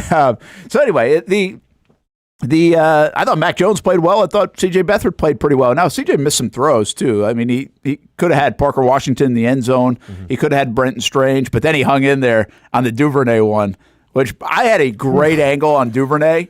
I know it wasn't right on top of it, but my viewpoint of Duvernay, that was an amazing catch. People aren't talking about the catch. He had lost the ball. Yeah. Totally lost the ball. Definitely. I mean, I'm watching him, and I'm like, oh, man, this is a touchdown if he can't find it. Yeah. It's like I thought I was watching an outfielder looking for a ball in the sun. It's like he couldn't find it. And then he was able to find it. It was like, wow, that was pretty good. Yeah. So that's another thing we're not talking about enough. Duvernay? Yeah, I mean, it's just one play, but still, man, it's like, can he be the Agnew? No, he can. I think we've slept. The super sleeper of the Jags might be the fact that nobody's talked about Duvernay on the offensive side. Yeah, but I just want to talk about on the special team side. I don't want to use him a lot. I know. If you don't, you and Twitter are wrapped up in that. How we wrapped up in it when we saw the sample of last year with Agnew getting used too much and getting hurt. Well, that's not wrapped up. That's facts. I think that was a little bit surprising that he was even out there for me because they didn't put him back in the return game because I think they want to protect him. Correct. But then they were throwing him out there in the receiving game in the middle of the game. Yeah. So I thought it was a little surprising. Other surprise, by the way, before I forget about it, Roy Robertson-Harris still out there in the third quarter. Was he? Yes. Mm-hmm. Why? I don't know. Because I think Roy makes plays all the time, too. He's in the backfield. I think that they want to see a longer look, though. I mean, I'm not saying he's not going to make the team. He's going to make the team, obviously. But I just think that they're trying to push him to, hey, you got to play better.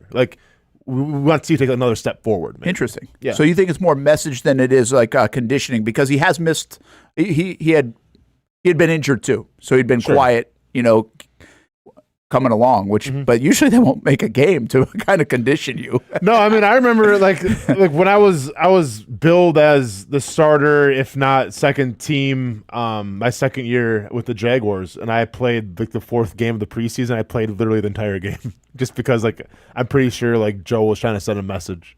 Interesting. So, Okay. yeah. So that's good perspective then. He's a $10 million a year guy, and I see him in the backfield a bunch. Like even early in the game, he was in the backfield. I think he makes a lot of plays, but I don't know if he goes on and then off, and I don't have a good feel for what he's delivered. But they've invested in him. They extended him. He's a part of this thing, and he adds to their depth. They've got a lot of unproven depth after their front four. He's more proven depth, and then they've got a lot of depth, I think. But I just don't know how good Mason Smith is or Tyler Lacey's going to be. They have guys that, if things develop, they could be very good on that front.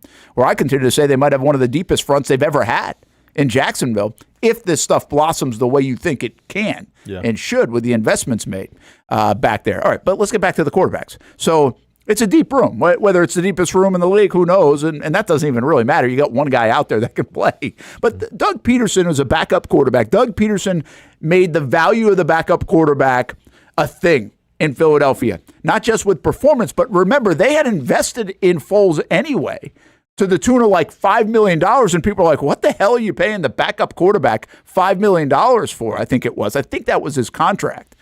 And it worked. It paid off. And people are like, oh. Well, last 2 years in the NFL, 70 quarterbacks have started games, I think it is, each year.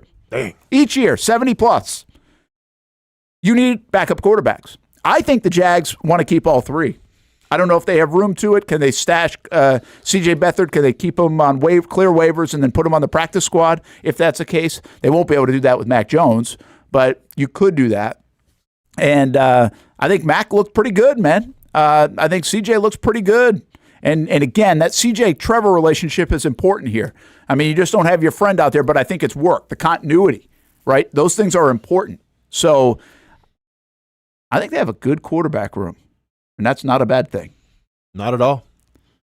Did Max surprise you? Or is it kind of expected? No, you kind of expect it. I mean, this dude has started some games in the NFL, and I think people still think, and I think I fall in this category as well, where maybe his best football is still ahead of him, still a young player, so I'm not surprised. Do we have Mac Jones sound? Yes, we do. You do it? I'll give you a minute or so to get it if you need it. But did they play Return of the Mac when he did anything good? Because I wasn't at the game, so I don't know. Not that I don't think so. I'm ready when you're. NFL experience, come on. It writes itself. But I know. Don't listen, that's fine. So Mac obviously excited to be back here in Jacksonville. He's been enjoying the moment, so it was kind of a cool moment for him. Heck, he might even get the start this week against the Tampa Bay Bucks. Here's Mac Jones after the game. It was a little bit nerve-wracking when I first got out there, but that's football, and once I got settled in, now I'm good to go. I feel like I'm back home again, and prior to this, my only game was Pop Warner, and we lost like 25-6 when I was like 10 years old probably, so it wasn't a good day for me. So today was a little better. We always talk to local players about what it means to play out there. What does it mean to have your family there to see you play in your home stadium? Yeah, it was cool. I think really appreciate my family. They've honestly never missed a game, whether I was up there or at Alabama. So they've never missed one of my games, and I really appreciate that. My girlfriend and my parents. So my parents came back from London. They got in at like 12 or something and made it to the game. So really cool. I know there was a bunch of probably friends and family too that were there that I got texts from. So yeah, it was cool. Yeah, good for Mac Jones. And again, this guy's been a lot of fun to be around. They keep raving about him, and I think his play is good. And so we'll see what happens. We'll see. That's a good competition going on, I think. Beathard is he's the incumbent, and he won a game last year, and he's been there, and he knows everything about the offense and everything else. But I would think Mac's an upgrade. I mean, right? I mean, Mac's a better player than C.J. Beathard if you're going to pick one. Of course, but I mean, I've stated this many times. I mean, do you expect, if Trevor, knock on wood, goes down, do you expect Mac to lead you on a Super Bowl run? I'm not sure if he can do that, but also I look at a backup quarterback in terms of helping your starting quarterback out. And you have to ask the question in terms of experience, in terms of playing in different offenses, who can help you start more? Mac Jones, who comes from New England, who's the same age as your starting quarterback, who's still pretty young, all things considered, Or is it CJ Beathard, who's been around for a little longer, who probably has a little more experience and has played in a variety of offenses that, Trevor could bounce ideas off of. So I get if you want to win games, you probably go with Mac Jones more. I think if you want to get more out of your backup quarterback role to help Trevor Lawrence out, I think you go with CJ Beathard. Yeah, it'll be interesting to see. That may might have to go with both. That's my point. I wouldn't be stunned with that. I wonder if you can get by with having Beathard on the practice squad. Yeah, and that's the thing. Can he clear waivers and get on the practice squad? Probably. Is a good chance that could happen. So, but it's still a risk if you really want him. So you got to work through some of that stuff. The Jags roster will be interesting. I think what we did learn coming off this game is the Jags final roster cuts could get a little interesting. Could be a tough decision, which is the way they want it. It's a good problem to have. Yeah, no doubt. Brent Martineau, Austen Lane, Jason Hamby, Brent and Austen show here on a Monday, talking a lot, obviously, about the Jaguars and what they were able to do against the Kansas City Chiefs. Do you have Parker Washington sound before we go to break? We probably haven't talked enough about Parker yet. Again, I think the best thing I saw was the 2023 draft class pop a little bit. They've been raving about this guy even in OTAs to Trevor Lawrence singled him out. Press Taylor's been singling him out. He really has looked good. The other thing about this, what I wonder when I've had about Parker Washington is where do they get him on the field? He plays Christian Kirk's spot. Well, they've been moving him around. He's been playing outside. It seems like they are trying to get him on the field in some way, shape, or form. So, Parker Washington might be a pretty darn good player. The fans might be right about the excitement and buzz about Parker Washington from a year ago, and it might be paying off right now. Here's Parker after the game. Parker, what was the electricity like on that big kick return? Just hearing it in the crowd. First time you guys get the fans there in a game, in the preseason game. Tell me about what that felt like for you. It was exciting. Just be able to just kick off pretty much the season. Just be able to kick off with a big play like that.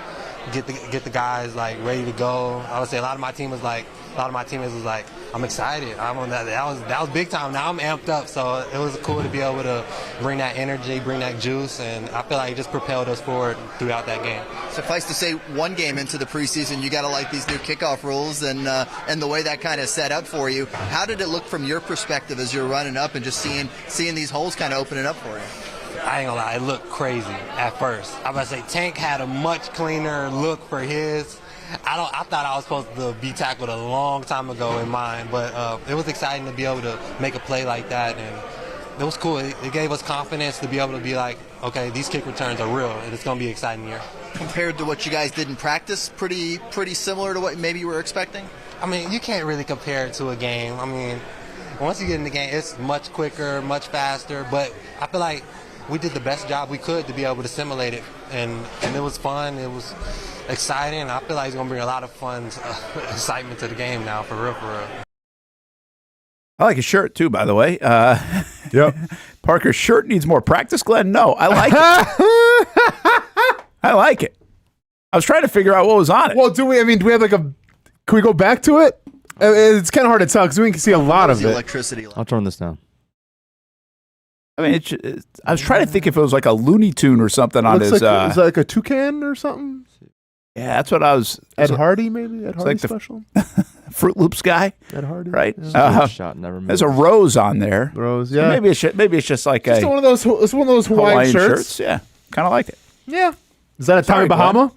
Might be a Tommy Bahama. Might be Tommy Bahama. There we go. Mm-hmm. Yeah, it's hard to tell exactly. It's flowers, man. Yeah, I think that's flowers what it and is. stuff. Yeah. Here's my question about Parker Washington. Go on. How do they get him on the field?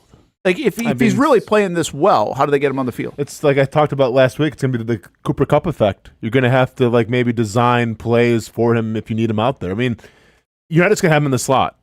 Yeah, I think he's too good just to have him in the slot. So you're not. Doug Peterson's good at this, getting playmakers the ball. We saw it with Agnew until Agnew went down.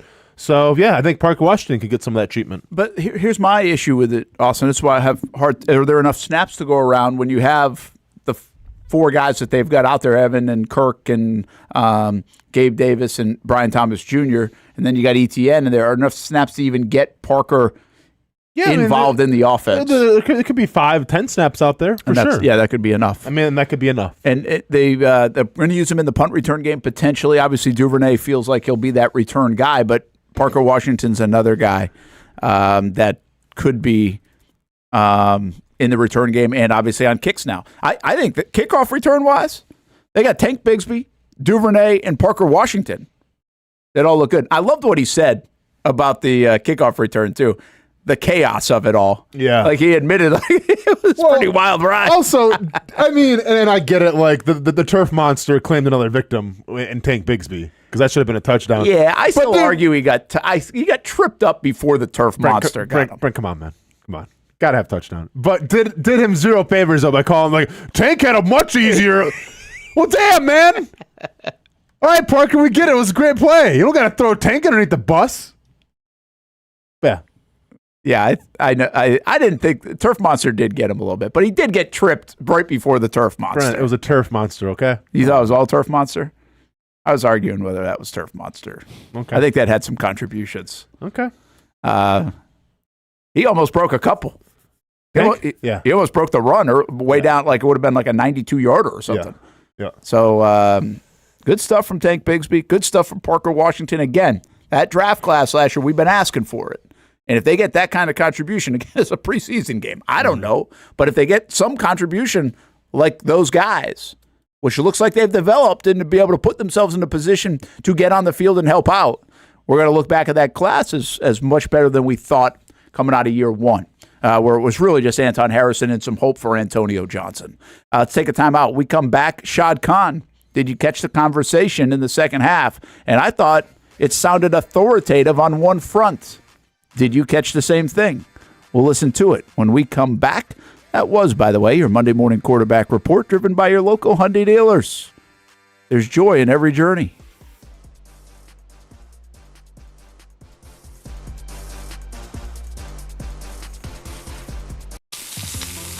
In Northeast Florida, we love hanging out on the back patio, maybe grilling out lunch or dinner with the family, enjoying the good weather, or maybe enjoying the big game on the TV. Or maybe your favorite team in town, the Action Sports Jacks team. This is great, except for when it's really hot or the bugs start coming out. But what if you didn't have to worry about that? Titan Outdoor Solutions will make your outdoor area a comfortable spot, any time of the day, any time of the year. This makes too much sense. Titan Outdoor Solutions can give your home an upgrade. Customized pergolas, awnings, controlled shade, even retractable screens. The solution to beating the heat and the bugs and getting more use out of your home is Titan Outdoor Solutions. And this can even help prevent storm damage at your home. Living in Florida and living in your home is already good. Now make it great. Quality products, custom work, locally owned and operated. Visit TitanShuttersAndScreens.com or call 904-484-7580. People helping people. It's at the core of what Alive Credit Union is all about, and it's been that way for over 70 years. From 1954 to 2024, the mission remains to inspire financial wellness and give you a financially fit lifestyle. Alive Credit Union and its employees are committed to not only serving their valued members, but also our community here in Northeast Florida. That commitment includes a partnership with the Action Sports Jacks 24/7 team as the presenting sponsor of all Armada men's and women's broadcasts this summer. Action Sports Jacks and Alive Credit Union, a partnership that just makes sense when it comes to covering Northeast Florida. Alive Credit Union's commitment to our community also involves serving the financial needs of our first responders through the recent merger partnership with City and Police Federal Credit Union. Join the community and become a member of Alive Credit Union today. Find out the many ways you can be inspired in financial wellness at alivecu.coop. I've been telling you about CGC Water Treatment and Plumbing for a long time now. Their drinking water systems remove up to 99% of contaminants. We've had a Connecticut water softener and drinking water system in our home for more than 7 years. You can see the difference whether you're washing clothes, the dishes, or what I like to do most, fill this up for some coffee every morning. And mostly all day. Remember, if you're not filtering your water, you are the filter. Don't be the filter. Right now, you can save $1,000 or more when you bundle the Connecticut Premier Softener with a Connecticut K5 drinking water system. The experts at CGC Water Treatment and Plumbing will test your water for free and determine your water score. Don't know your water score? CGC will find out and recommend the appropriate Connecticut water treatment solutions so you can improve it. Call 904-552-1242 or visit cgcwater.com. Financing options available with approved credit. CGC Water Treatment and Plumbing, an authorized independent Connecticut dealer. Florida license number CFC 1432579. Baker Sports is local sports. Uniforms from Pop Warner and Little League to travel ball, high school, and college. They make you look good. They help you play good. Baker Sports has been helping families make memories that will last a lifetime with their Baker's buckets. We've got a lot of these filled with baseballs and softballs in the garage. I've been throwing batting practice to Ty and Kaylee for years and also sit on the Baker's bucket, catching Kaylee while she practices her pitching.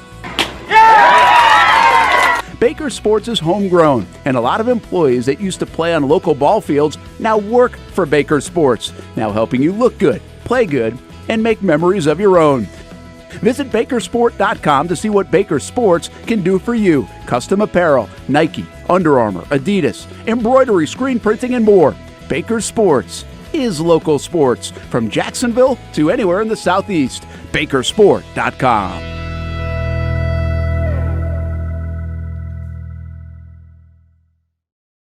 Everyone loves a good game night. Here you don't have to be the host. You don't have to clean up. They bring the food and drinks to you, and you can watch whatever you want on the big screens. It's more than a card room. It's a night full of fun with friends. Best Bet Jacksonville, Orange Park, and now the newest location here in St. Augustine, right off 95 at exit 311. A brand new clean room, a full bar and menu, my favorite sushi in town. And I love the fries too. You don't have to just play poker at Best Bet. That's why I come over here to the table games and play one card poker. That's a pretty good card and a win. One card poker is like war as a kid, you against the dealer. And this isn't the only fun table game to play. A friendly staff, a lot of fun. It's a good night out at Best Bet Jacksonville, Orange Park, and the newest location in St. Augustine. You can be a serious player or a novice. It doesn't matter. If winning equals fun, you're a winner every time at Best Bet. I'll save you a seat, and I'll see you down here at Best Bet St. Augustine. Welcome back to the Brent and Austen Show, streaming on the Action Sports Jax 24/7 network. Looking live over downtown Jacksonville, where Austen, you know what day it is today? What we got? Today is back to school day. You don't say. In like every county except for Clay County, they start tomorrow. Enjoy your last day of summer. Yeah, I'm expecting a call from the school here, probably another hour or so. My son's teacher, her name is Miss Jackson. Good luck. And from my recollection of what he was telling me, it's that she's kind of strict. And he decided upon himself that if he gets in trouble, if he gets yelled at for talking, in class, because he likes to talk in class, he's going to go, "I'm sorry, Miss Jackson. Ooh, I am for real." And the parent in me wanted to go, "That's not a good idea, son, because she's probably not going to get that joke, and she's probably not a big Outcast fan like we are."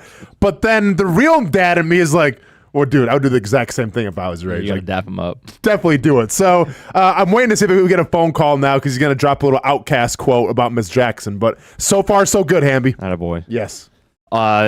Drop your first day of school pictures on the Action News Jax website because we'll be showing them tomorrow. Nice. So if anybody's got pictures that they've already thrown on Facebook, go ahead and just drop them on our website as well. I like it. Weird day for me, man. We don't go to no school. Yeah. Yeah, you probably lost track. Yeah, it's almost like this day in a way doesn't matter. Yeah. Which is odd. Yeah. Because it has forever. Yeah. So I guess that first day of school is coming up, college, in a couple weeks. Do you think I'm a bad parent if I told my son it's okay if he quotes the Outcast song? That's fine. Okay. I bet you he'll probably get to a point where he's like tight with the teacher and he drops that and she laughs. I see. I don't. Okay, so here's. Okay, real quick. I'm taking you inside the situation. So maybe like a couple weeks in. Well, listen, I can't give her an ocular pat down because I haven't met her because unfortunately I missed like the day we meet the teacher. So like, listen, the bad parenting is piling up. Bad parenting. I had to do the show. So no listen. one else is going to do the show, so I had to do the show. Yeah, so don't worry. So you're welcome, first of all. I never went to one of those either. I think thank you should have been what you said instead of making fun of my parenting skills. They had to do the show because somebody else was gone. Did the show, though, and we did fine. Now, when we talk about the teacher that I haven't met yet, from my son's breakdown, she's and he doesn't know good. He's not good with ages, but apparently she's 50 or 60 years old. So she's not going to understand the Outcast reference. If she was in her 30s or 40s, oh yeah, Poor lady's probably 34. And he probably her 60. but I'm going off what he's saying to me. But what he told me is that the word on the street, and this is what he said, the word on the street is that she's no nonsense. She does group projects, which he likes, but she's no nonsense. And and he said, and I quote, she runs a very strict classroom. And then he's like, so I'm going to say, I'm sorry, Miss Jackson. Ooh, I am for real. And then I told him, I'm like, maybe just say, I'm sorry, Miss Jackson, and kind of wink, that might be it. Don't add the ooh. And he's also going to sing it. He's not going to say, I'm sorry, Miss Jackson, I am for, he's going to go, I'm sorry, Miss Jackson, ooh, I am for real. So he's going to say that. What grade is he going into? Kid. It's 4th grade. Okay, hold on.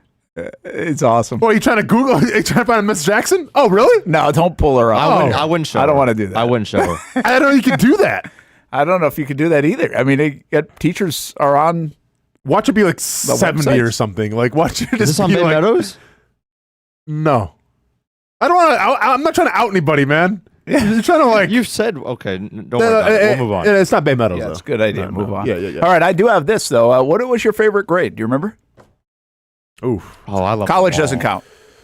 I love them all. Love them Man. all. My School was favorite sick, grade. What's that? School was sick. You loved school. I loved it.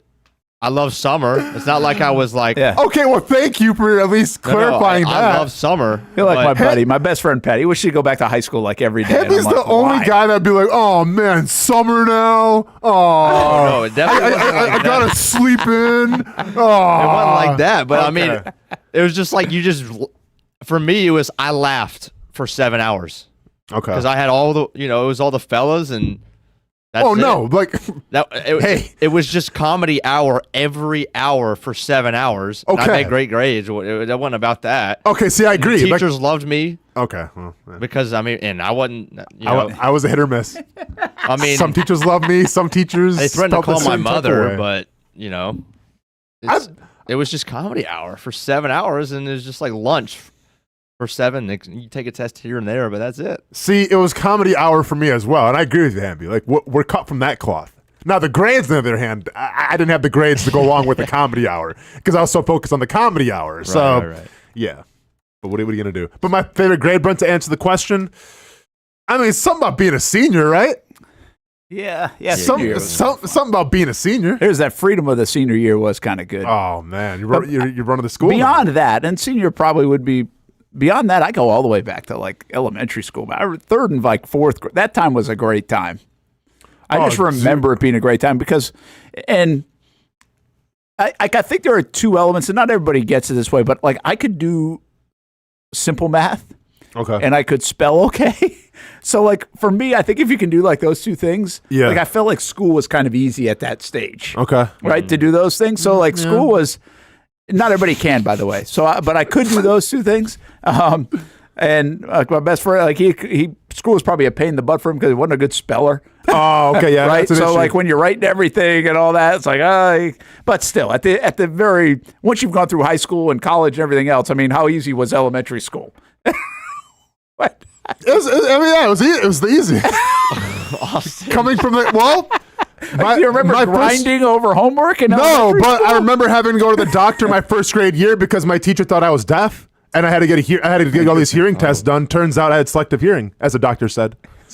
And my mom was not impressed that she had to spend all this money to get all these tests done, and it turns out I didn't really care what Miss Rush, first grade teacher, had to say. I had a Miss Rush in 4th grade. Did you fall asleep in her class as well? She was our spelling and reading teacher. Yeah, that's what I had, man. The flower power stuff. Did you guys have the same teacher? Maybe, but school in Jackson. but if you can ask me like what my favorite year was, I'd probably go back to my 3rd grade year because that was like my chicken pox era. And dude, that's like having some chicken pox, like staying home for about a week or so, smelling that cow mine lotion. Man. Oh, dude, I love the smell of cow mine lotion. Is that now. a chicken pox thing, or was that just poison ivy? That's a good point. I don't know which one it was. No, I'm pretty sure cow mine lotion was for chicken pox too. Right. I mean, it's what my grandma, yeah, it might be prescribed. I don't know. I don't think I had it. You know that chicken pox? I don't think I did. Oh, dude. Or at least that I remember. Oh, really? Chicken pox is the best because, like, I had them. I wasn't really sick or anything. There were bumps. Couldn't go to school. Cool. Yeah. Go outside and play. Let's go. Yeah, it was like a week off, man. That's what I remember about elementary school. That was like a bye going week. Outside and playing. Oh, yeah, for sure. They used to have like field day at elementary school and stuff. Field day was awesome. Seek. It was good stuff. Like, you didn't care that the food was bad in elementary school. No. Right? Dude, the food was good. We had those, like the pizza. Give me chicken nuggets all day and we're good. Send me up with a Lunchable and I'll. That's it. Fine dining. Fine dining is right. Yeah. Life was so simple, man.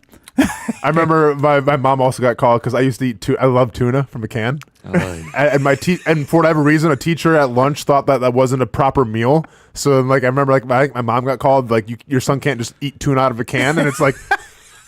I was like, well, look at the can. Probably better than what most of the other kids were having. You know how much protein's in a can of tuna? Yeah. I was bulking, baby. And like you trying to tell me that it wasn't proper to eat? Might have been the smell though, you too. know what's hilarious about that? I was a weird kid, man. First of all, you have to be the only person that's your mom. Yeah. As being the only person that's ever been called because of tuna in a can. Oh, yeah, dude. Like in the history of schooling. I was picky. But secondly is I hope 10 years later you guys went back and you were like, well, now they put it in like a like a package. Yeah, it's like, right? Like the you eat vacuum it straight sealed. out of the vacuum sealed package. Yep. Yeah, and it's a meal.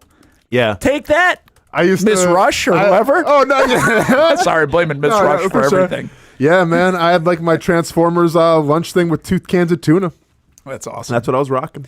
Hey, let's go to school on Shad Khan talking to everybody during the game on Saturday night. I put a new one in there, Hamby. Did you get it? Yeah. Okay. The reason why when you hear this is it's Shad with Brian Sexton and Bucky Brooks. But if you missed any of it, see if you can catch what I think I caught, which is maybe the most, I don't know, like public display of it's time to win. Like, it's go time. We've spent a lot of money. We're put a lot into this thing. I think you got everything you need. Mm-hmm. Is this a little bit of an it's time to win message from Shad Khan, the Jaguars owner? Because I think, we started out with social responsibility. Jaguars are really an institution in Jacksonville. We bring people together. Players are a big part of it. So especially in these times, election coming up, I think the responsibility, that was really important to me. And then everything we've done, where we come from, I think it's time for us to win now.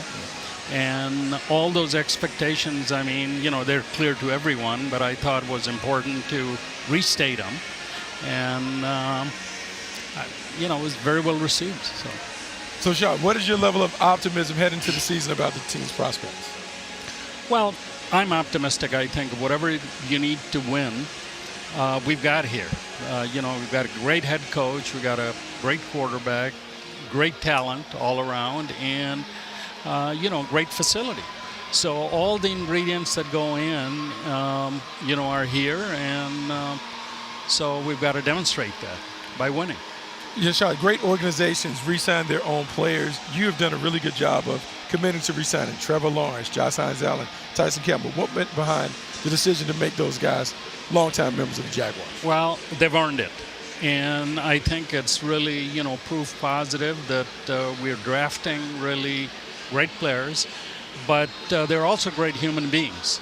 And if you're, go around town, I think Josh Allen, he's been here a while, really, loves the community. He's in the fabric of the city. And all of these players, represent the city, and they're Jaguars down to the deep core. So that's Shad Khan the other night. And listen, it's time to win now is really the message I wanted you to hear. Shad said a lot of things over the years and probably can pull a soundbite here or there that maybe echoes that a little bit. I felt like it was a little more profound on the heels of what they've done this offseason. And by the way, can't blame him. The amount of checks he's been writing and the investment that he's made, he's not wrong. His feeling, at least, is we have a great coach, Super Bowl winner. We have a great quarterback, just paid him $275 million. Now you got to go perform like that. And then the other part of it, is even the facility, that Miller Electric Center and other things. Like, what else do you need? Is essentially what he said. And I'm not really sure he's wrong, is he? No, not at all. I mean, that's the equivalent of Shad Khan saying, well, I'm doing my part. A little bit. That's all you got to say. Well, I'm doing my job. Y'all gonna win now or what? I'm doing my job. You want a practice facility? Gave you a facility. You wanted a stadium? Well, we got a stadium coming in. Okay, cool. You wanted high-priced contracts? Gave you that. Wanted free agents? Yep, gave you that too. Let's win. Simple as that. I'm doing my part. Yeah, and he's not wrong. He's not wrong. Like, I'm trying to think of what else, when he says it, when you say it like that, when he says it the way he said, I'm trying to think of, like, what has Shad not given this franchise in 2024 to win? I mean, he's empowered all these people, obviously, he trusts Balky, he trusts Doug, he trusts Trevor, he trusts Josh Hines Allen, he trusts these people with the franchise, the cornerstones, everything else. And even, by the way, I would say this, I thought this was pretty significant because we've talked about play calling so much, and we really believe the Balkys and Shad Khans of the world would like to see Doug probably call plays, like if they had their druthers. But he even says, listen, we got a great head coach, and he's empowering him to make that call. He's not going to get in the way of that. So I really think you can sit there and ask, like, what else could he give this team and franchise in this year, in 2024, to be successful and compete with the best in the National Football League? And I don't know if I can come up with anything. Pretty significant. No, I mean, you can try to, get me on the boat, but that's not going to help the team at all. That's not going to help. That's it. I mean, I can speak highly of you and boost the team, but that's about it, man. Listen, this is Shad Khan's done his part now.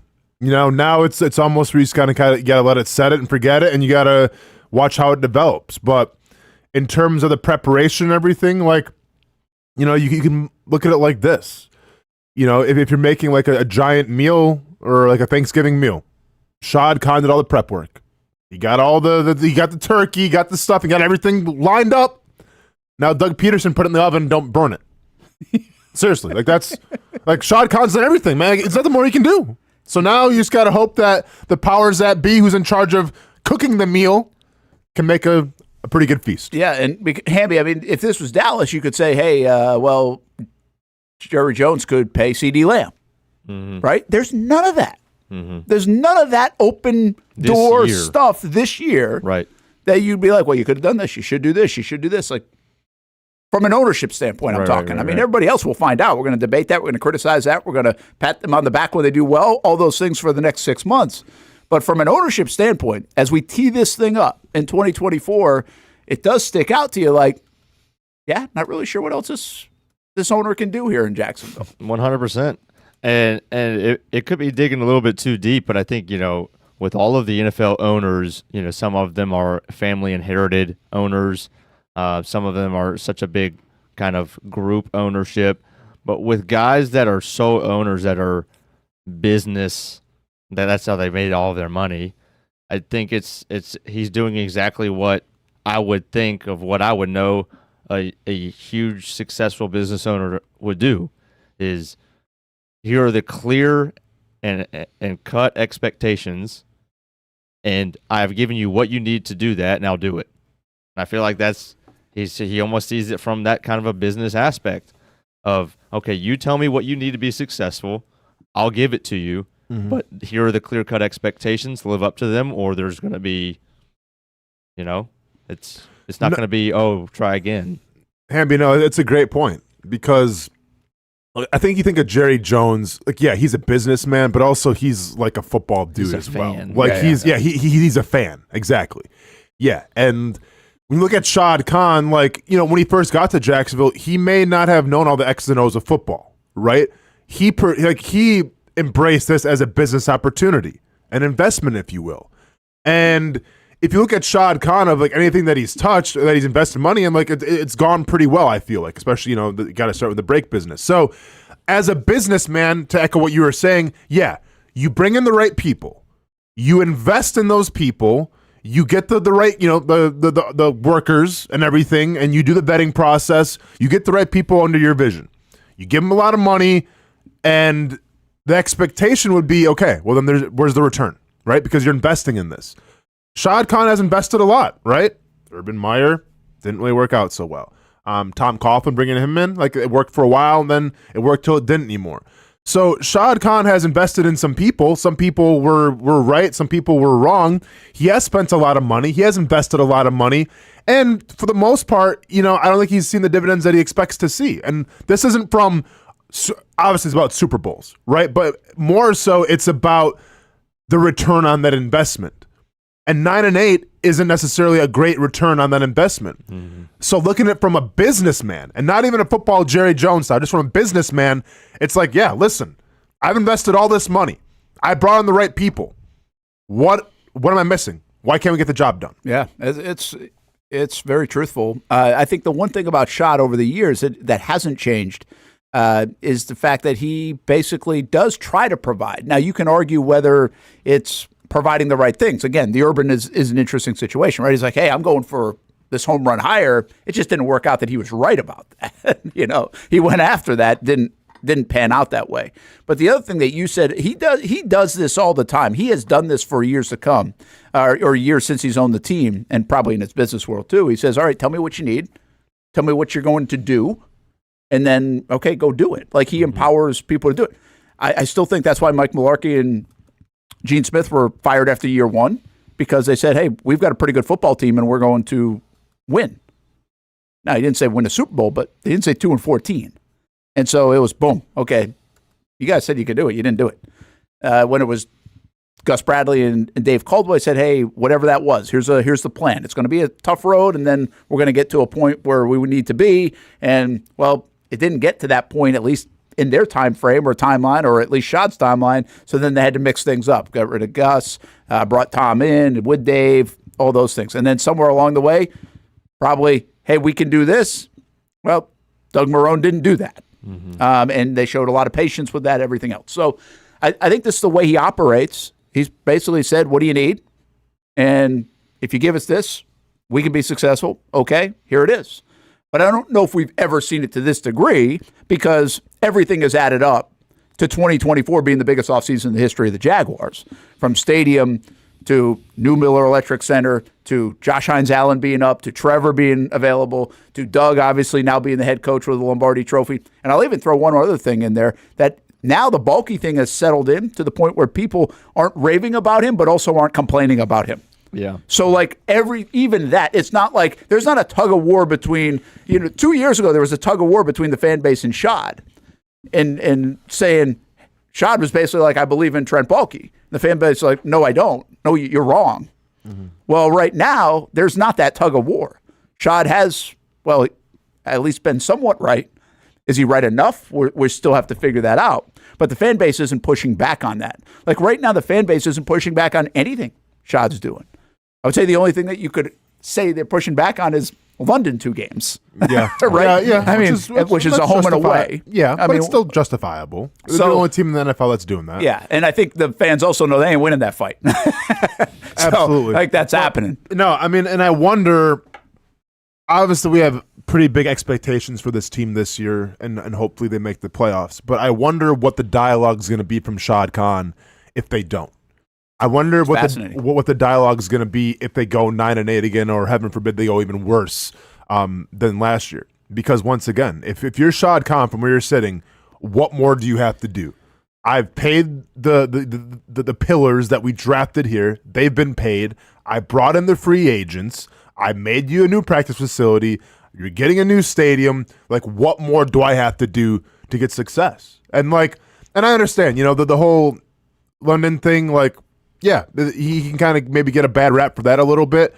But from just as a businessman, once again, I'm very curious to see, and I hope this doesn't happen, but if the season does go on a little bit of a spiral, I wonder what the conversation's going to be then from Shad Khan, where it's like, well, I don't know what more I can do. What's pretty interesting here when it comes to that, and I don't know either. We were just talking about that yesterday again. I think a lot of it's how it looks. The offensive thing is very interesting. If that doesn't work well, then Doug's going to be on the hook for that in many respects. Doug probably as the head coach is on the hook for a lot of it in many respects. The player acquisition, Balky would then be on the hook. I think this is a rare time where actually Shad is putting not just the onus on Balky and Peterson, but also on the people he just paid. Mm-hmm. I mean, this is everybody. This is like, hey, I mean, you got to do your part too, Trevor, right? Like, you got to do your part, Josh Hines-Allen. Like, you can't now have a 6-sack season. Like, this is on everybody. And I think that's a little bit of the focus we see from everybody, which is they're all in it together. This isn't like the players and then the scapegoat's going to be Balky or the scapegoat's going to be Peterson. Now, it works that way anyway because the players are under contract and you kind of you made your bed with the players. But it does feel like they're all under that same kind of pressure to perform and have some responsibility in it. I don't know if locker rooms always have this kind of responsibility. I don't know if players always have, like, even did Tom Brady have this kind of responsibility? You know, because he was the guy, or maybe he never got to that point because he was the guy so early on. But I'm trying to think of another quarterback that has the responsibility. Like I would say in New York right now, Brian Daboll has that responsibility, but so does Daniel Jones because we invested in you. So now you have to deliver what I invested in. Mm-hmm. That's what happens with these early maybe Joe Burrow's in this situation, right? Or a Herbert too. This is Harbaugh and Herbert. If we're going to invest in you early, then you now claim some of the responsibility, as does the coach, as does the GM, but you become part of that equation when we're paying for you almost in an early way. Not when it's different for Mahomes. Mahomes has a couple Super Bowl rings or a Super Bowl ring then gets paid. That's different. That's rewarding as much as it is investing. Shad's investing to Austin's point.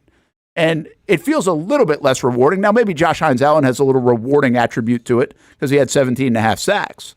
But it also is investing at the same time. So that's what I think makes it feel a bit different here. And I'm not sure there's just going to be one person to blame if it goes wrong at the end of this.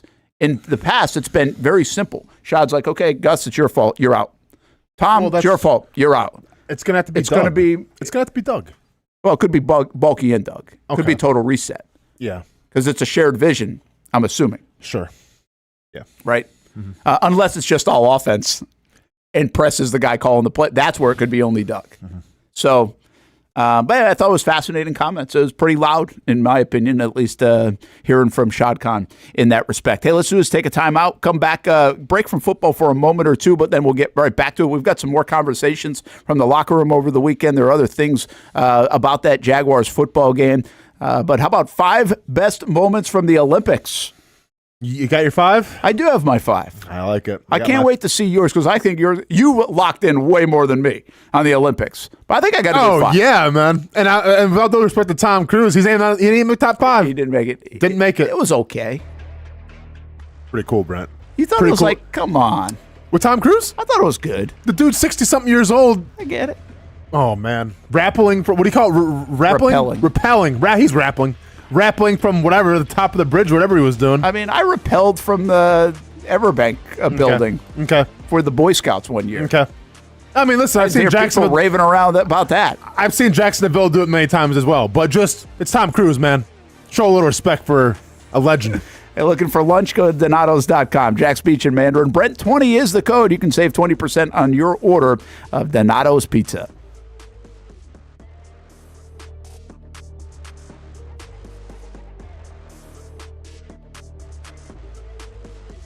Summertime means sizzling sales at Nimnik Buick GMC. The #1 Buick GMC dealer in Jacksonville has lots of inventory to choose from with their best price guarantee. Nimnik never charges above MSRP. You can save up to $10,000 off select new GMC Sierras or get rates as low as 1.9%. You know, I'm a truck guy. GMC Sierra, my trim level is an SLT. This one's an Elevation. Pretty good looking color as well. So here at Nimnik Buick GMC, you have a lot to pick from.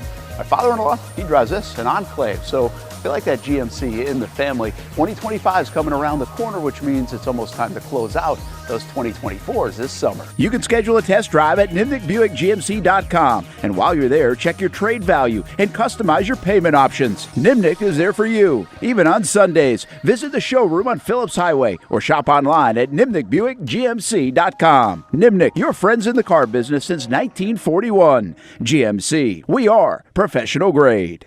It's hard to put a price on comfort, especially when you use that comfort on a daily basis. But if you were going to put a price on it, how does the lowest price guaranteed sound? Furniture Source is going to have the biggest brands, whether it's Ashley, Casper, or Tempur-Pedic, and once again, it's going to be the guaranteed lowest price in Jacksonville.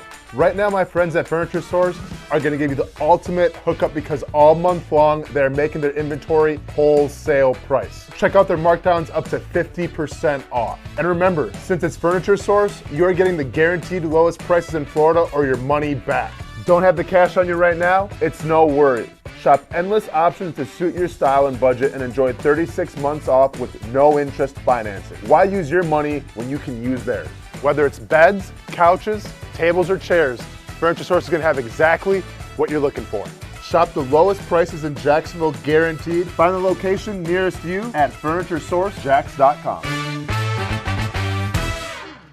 I've been telling you about CGC Water Treatment and Plumbing for a long time now. Their drinking water systems remove up to 99% of contaminants. We've had a Connecticut water softener and drinking water system in our home for more than 7 years. You can see the difference whether you're washing clothes, the dishes, or what I like to do most, fill this up for some coffee every morning, and mostly all day. Remember, if you're not filtering your water, you are the filter. Don't be the filter.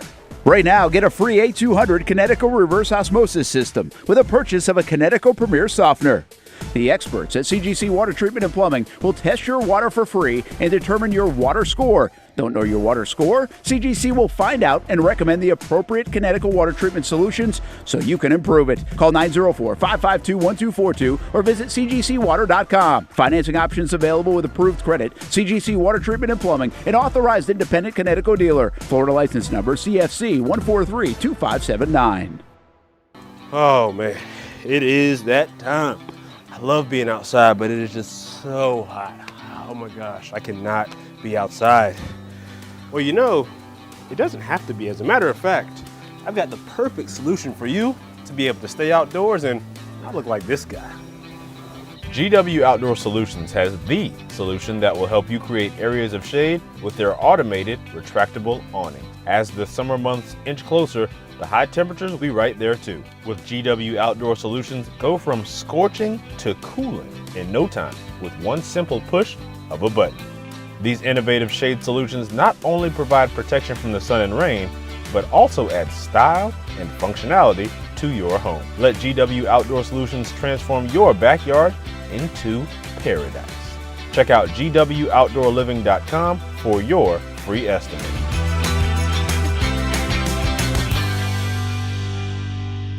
New to town or always been in town, everyone is always looking for a good pizza place. Our place is Donato's Pizza. We love it and still do love it. When I tell my family I'm coming to Donato's, they say, wait a minute, you got to order some for us. So this is not all for me. Let me tell you what the Martineaus get when we put an order in. Well, pepperoni pizza, we usually get more than one of these. And then there's the works, a little bit of everything. And then this is the pizza that can be polarizing for some out there. I don't know why. Hawaiian pizza, some love it, some don't. At Donato's, you're gonna love it, especially with that cinnamon sprinkled on top. Try the pizza my family likes or try your favorite. Right now you can use the code BRENT20 and get 20% off your order. Every viewer and listener is important to us, and at Donato's Pizza, every piece is important. From fresh ingredients to the dedicated team members and you, the valued customer. Donato's Pizza, where every piece comes together for a winning combination. Jack's Beach and Mandarin locations, Donato's Pizza, every piece is important. Welcome back to the Brent and Austen Show, streaming on the Action Sports Jax 24/7 network. My fault. We come back with my fault. There we go. What's wrong with that? Put that up. To a good start, Hamby. That's fine. Not the best look. That's not the best look. I kind of like the background. It was how'd you do that? You don't know. Yeah, I got it right here. Oh, there you go. What's wrong with that? That's a good little backdrop. All right. So we got the live tower cam. with our lineup over it. Except for that's not today. I know, it's tomorrow. So it's kind of a similar lineup, but we actually include after the game as well. We'll have Marty Lee on after the game tomorrow, legendary coach in the area. That'll be a fun episode. And Young and Norvell coming up today and tomorrow, 4 o'clock. Of course, we get things rolling with Miller and Moulton. And if you haven't checked out after the game, well, you're missing out. So don't miss out. And high school football actually begins this week. We have kickoff classics. They're actually week 1 in Georgia. The Friday night blitz starts Friday. And we'll have a preview, basically, half hour. And then we'll have week 1 next week. And then we get our expanded coverage that starts like 2 weeks from Friday on August 30th with the Zone Blitz, 4 hours of coverage, 8 p.m. until midnight. So we're looking forward to that. Brent Martineau, Austen Lane, Jason Hamby. I love it. Come back from break. My bad. It's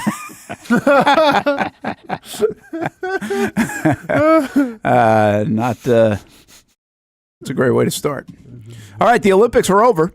You loved them. Yeah, man, I always love Olympics. It's fun. Yeah, I would say this. I don't always love I feel like I really lost the luster for the Olympics. I thought I gained it back a little bit this time around. I don't even know what it was. Steph was so into it. Maybe you were into it, so we were talking about it. Yep.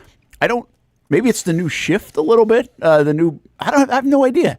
I do think subconsciously the fact that we didn't have fans the last go-round.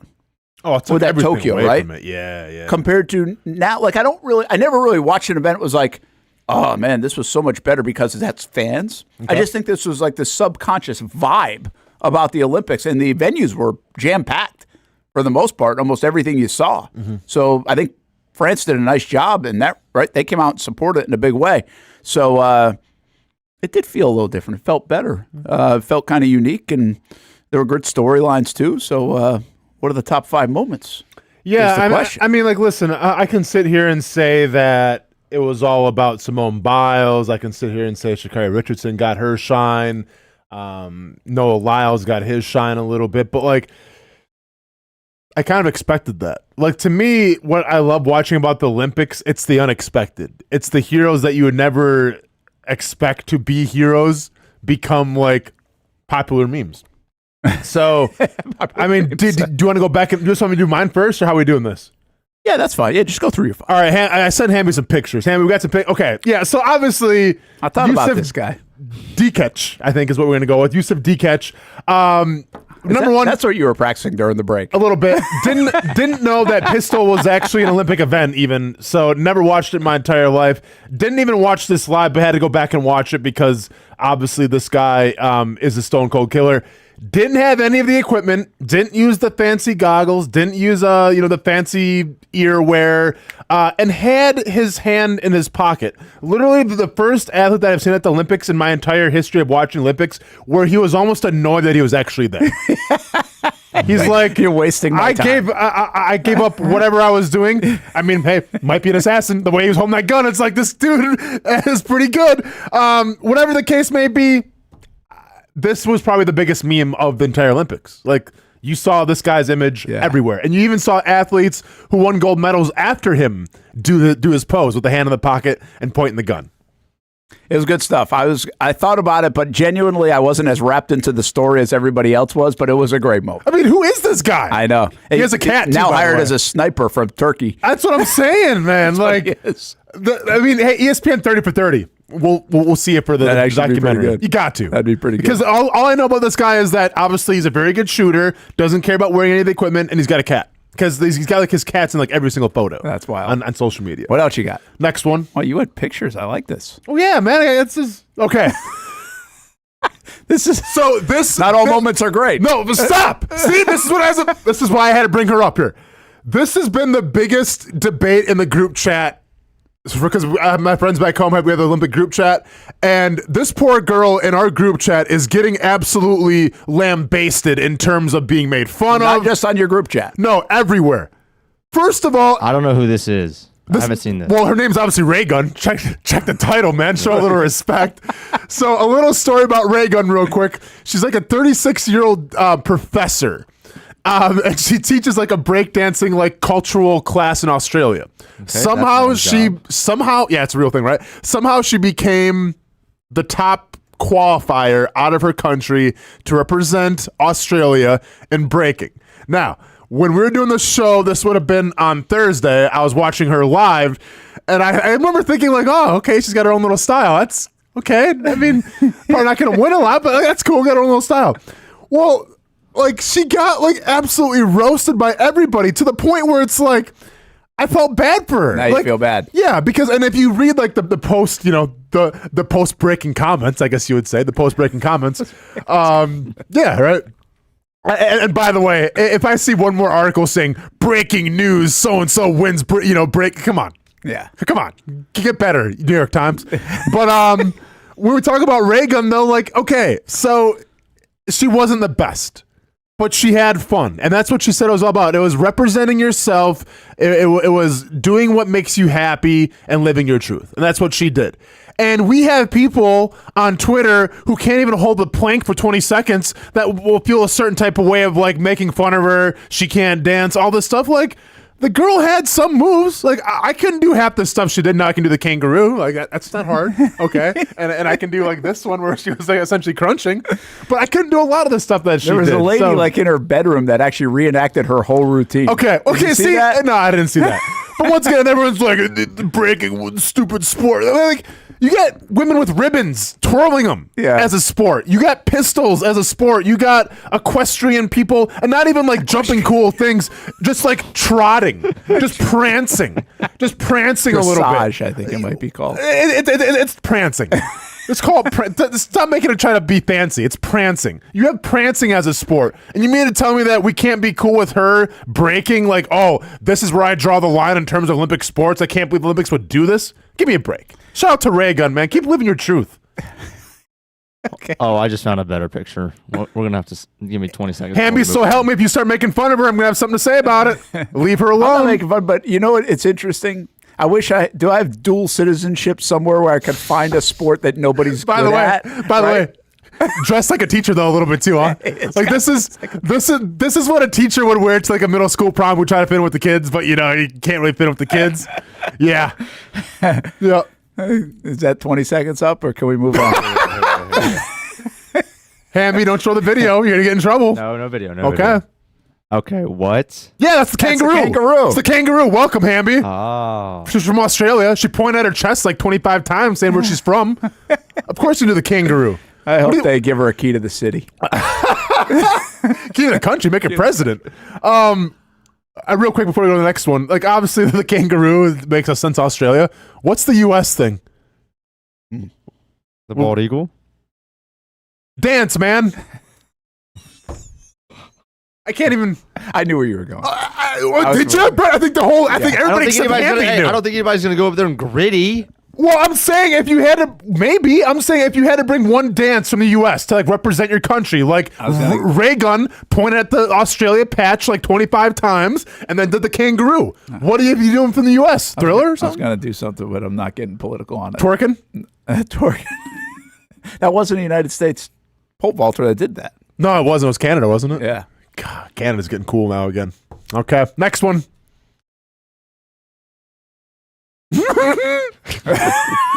Don't make fun of anybody and then. Well, no. Listen, you know what? They can play this guy. Do you know who this guy is? Be your own. Do your own truth. Listen, this is truth. This is truth. Anthony Amaretti right here, man. Yeah, Anthony Amaretti. So, and it's Anthony Amaretti. He needs to be sponsored by the underwear sack. This is my point right here. Anthony Amaretti in front of his home country. Pole vaulter, and once again, already a big deal because I don't know any other pole vaulter. Can't name one except your girl from. I already forgot her name. I already forgot her name again. Moon? Katie Moon. Son? Katie Son. Okay. Whatever her name is. So we have Anthony Amaretti. Thought he was sounds Italian, but he's French. Okay, goes over trying to get clear the bar.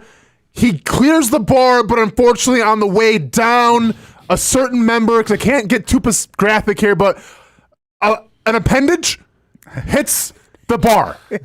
Not his hands, not his feet. Think about it. Not his nose. Not his chin. Not his knees. Okay. Frontal part of the body. Frontal part of the body. All right. Cash and prizes. He's definitely not Irish. It's the cash and prizes. Okay. There we go. So the cash and prizes hits the bar.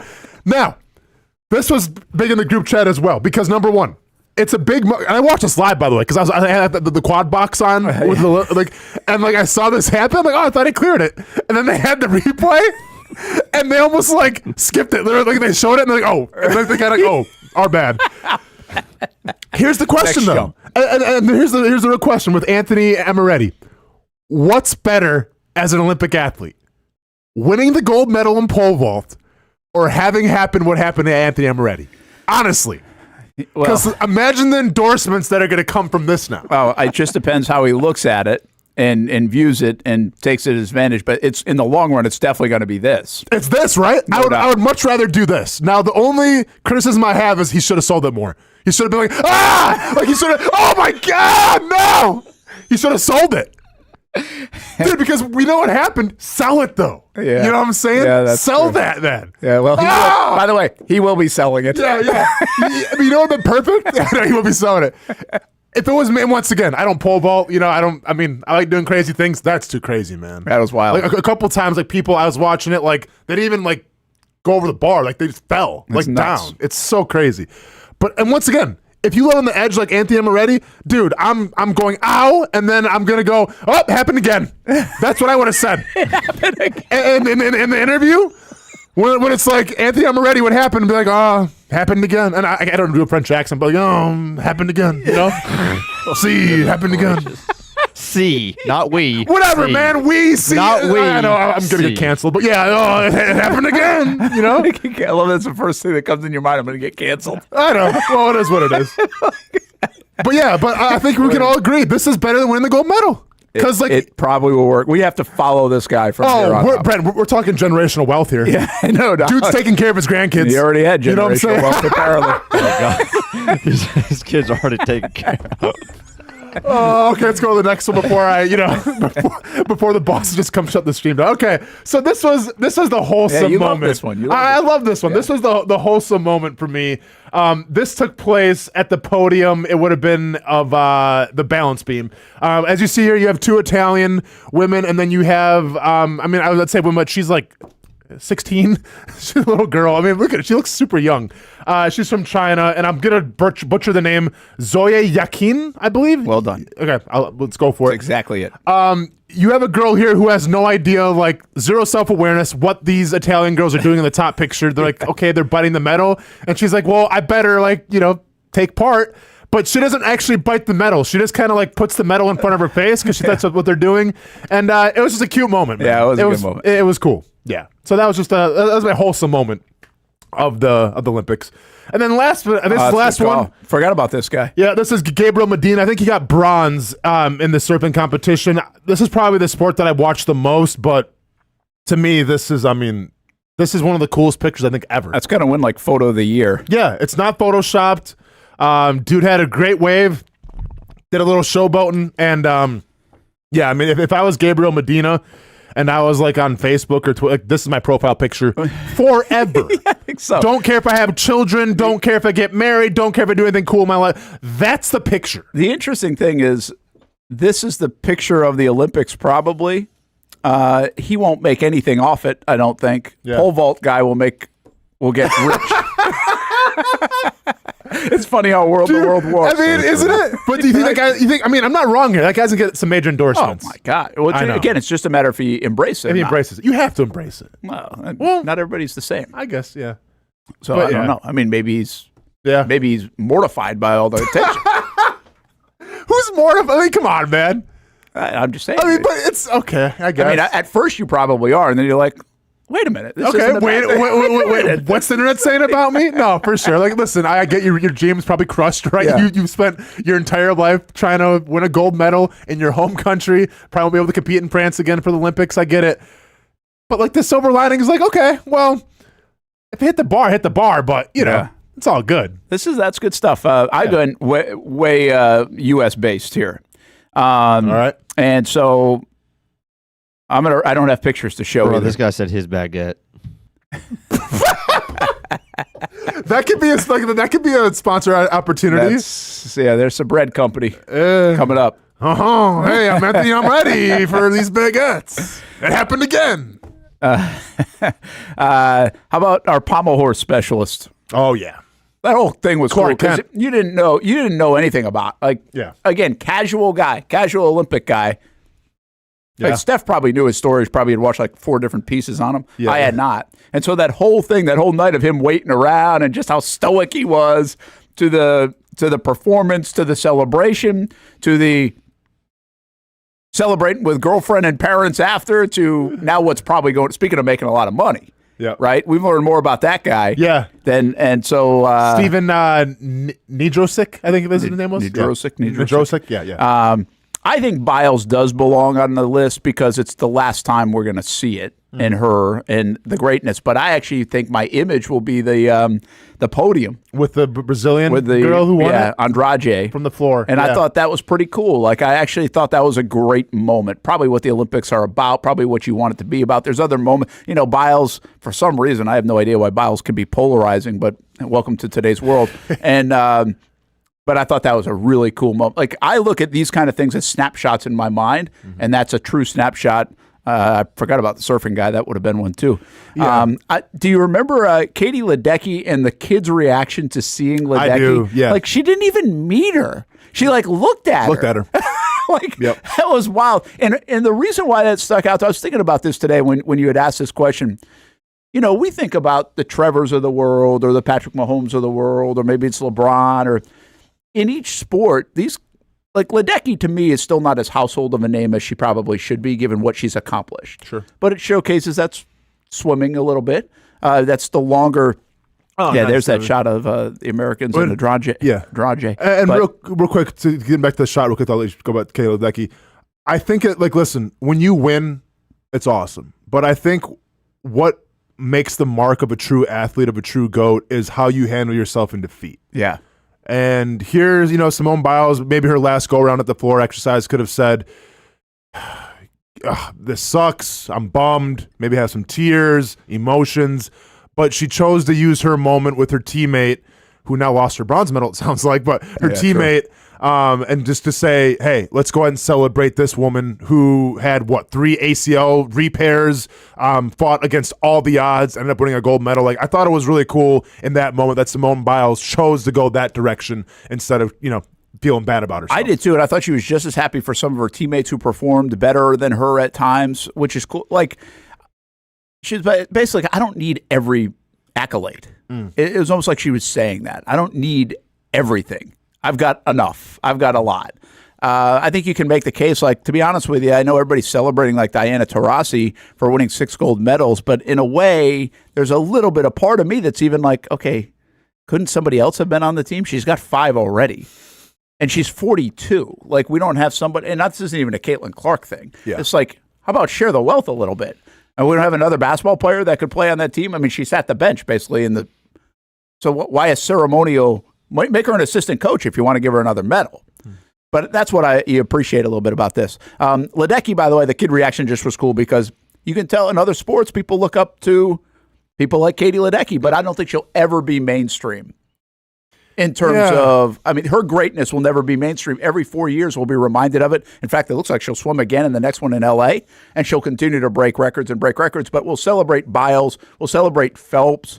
Ledecky, if you know Olympics and follow it, that's one thing, but I don't think she's on a Wheaties box. Like, I just don't. Yeah, it is. But to that girl, she is that. She's as big as Michael Jordan. As she should and that's why that reaction was so cool. Yeah, and she only looked at her. She didn't even, sign anything for her. No, I know. No, listen, man, That was like a Taylor Swift moment, actually. Yeah. It was like something you'd see at a Taylor Swift concert. Yeah. For somebody who's so accomplished in the sport of swimming. Yeah. Though. Probably a lot cheaper. They'll get those tickets to the Olympics in France. Maybe. All expense paid as opposed to going to a Taylor Swift concert. All right, you're not going to like this one, but Team USA over Serbia. Oh, yeah, come on. To me, I thought was a huge deal. I think it showed that it meant something to the United States players. And you wonder, these guys, the big story was they were spending $15 million to live outside the Olympic Village, right? That was one of the stories. Mm-hmm. I thought that meant something. You could tell Steph Curry, it meant something to him. I think LeBron, all those folks, they ended up winning it, of course, but and Curry was awesome in the final couple of games. So I think that will be remembered, another exclamation point or footnote or whatever in his career. But I thought that was cool. And then maybe one of the greatest plays we'll ever seen in sports that will not be celebrated. like it's one of the greatest plays we've ever seen in sports. You'll have to be reminded of it. The rugby touchdown as time expired. Yeah, that's a good call. Was one of the great, remember ABC used to do the Wide World of Sports? It was like the thrill of victory, agony, It's a defeat. great call. It would make that. Oh, yeah. It would be the new thrill of victory. That call, that play, with time running out, and America, that was an upset for the United States on that play, the last play of a game. I don't even know anything about rugby, and it was wild. Yeah, I mean, all that was missing was like the band on the field. Like it was that great of a play. Yeah. So those are my moments. I like it, man. Actually, the Marshawn, I actually had a 6-1 in there. The Phelps reaction to Marshawn winning in swimming. Yeah, because it was really cool because Phelps coaches the Marshawn. Yeah. Again, another sign of great athletes. I think sometimes there's this view of people don't want their records to be broken or other people to be as successful as them, or like I think there is to see these guys rooting for the next guy. I think is pretty cool. Yeah. And of course, there's a relationship there, so that matters.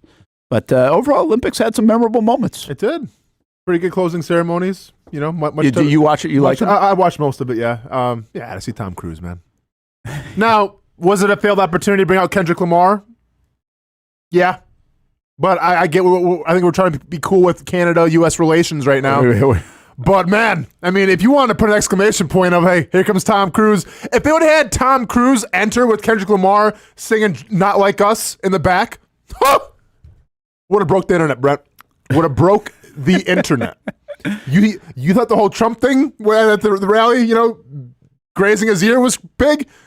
Dude, Kendrick Lamar singing in Tom Cruise would have been the biggest event ever. Would have been huge. Yep. Let's see. We got some comments I wanted to get to before I forget about them. We'll take a break and get back to the Jags and football talk, of course. But what do we got? We have some Parker Washington love, I think. YB400 says FR. I think that's for real. That's how Parker ended his interview. Right. I don't know what you're laughing at. I was laughing at the Delphonics comments here. Yeah, Parker will be our Debo, Swiss Army knife. I don't know if he's Debo. I don't see him carrying the football in the backfield.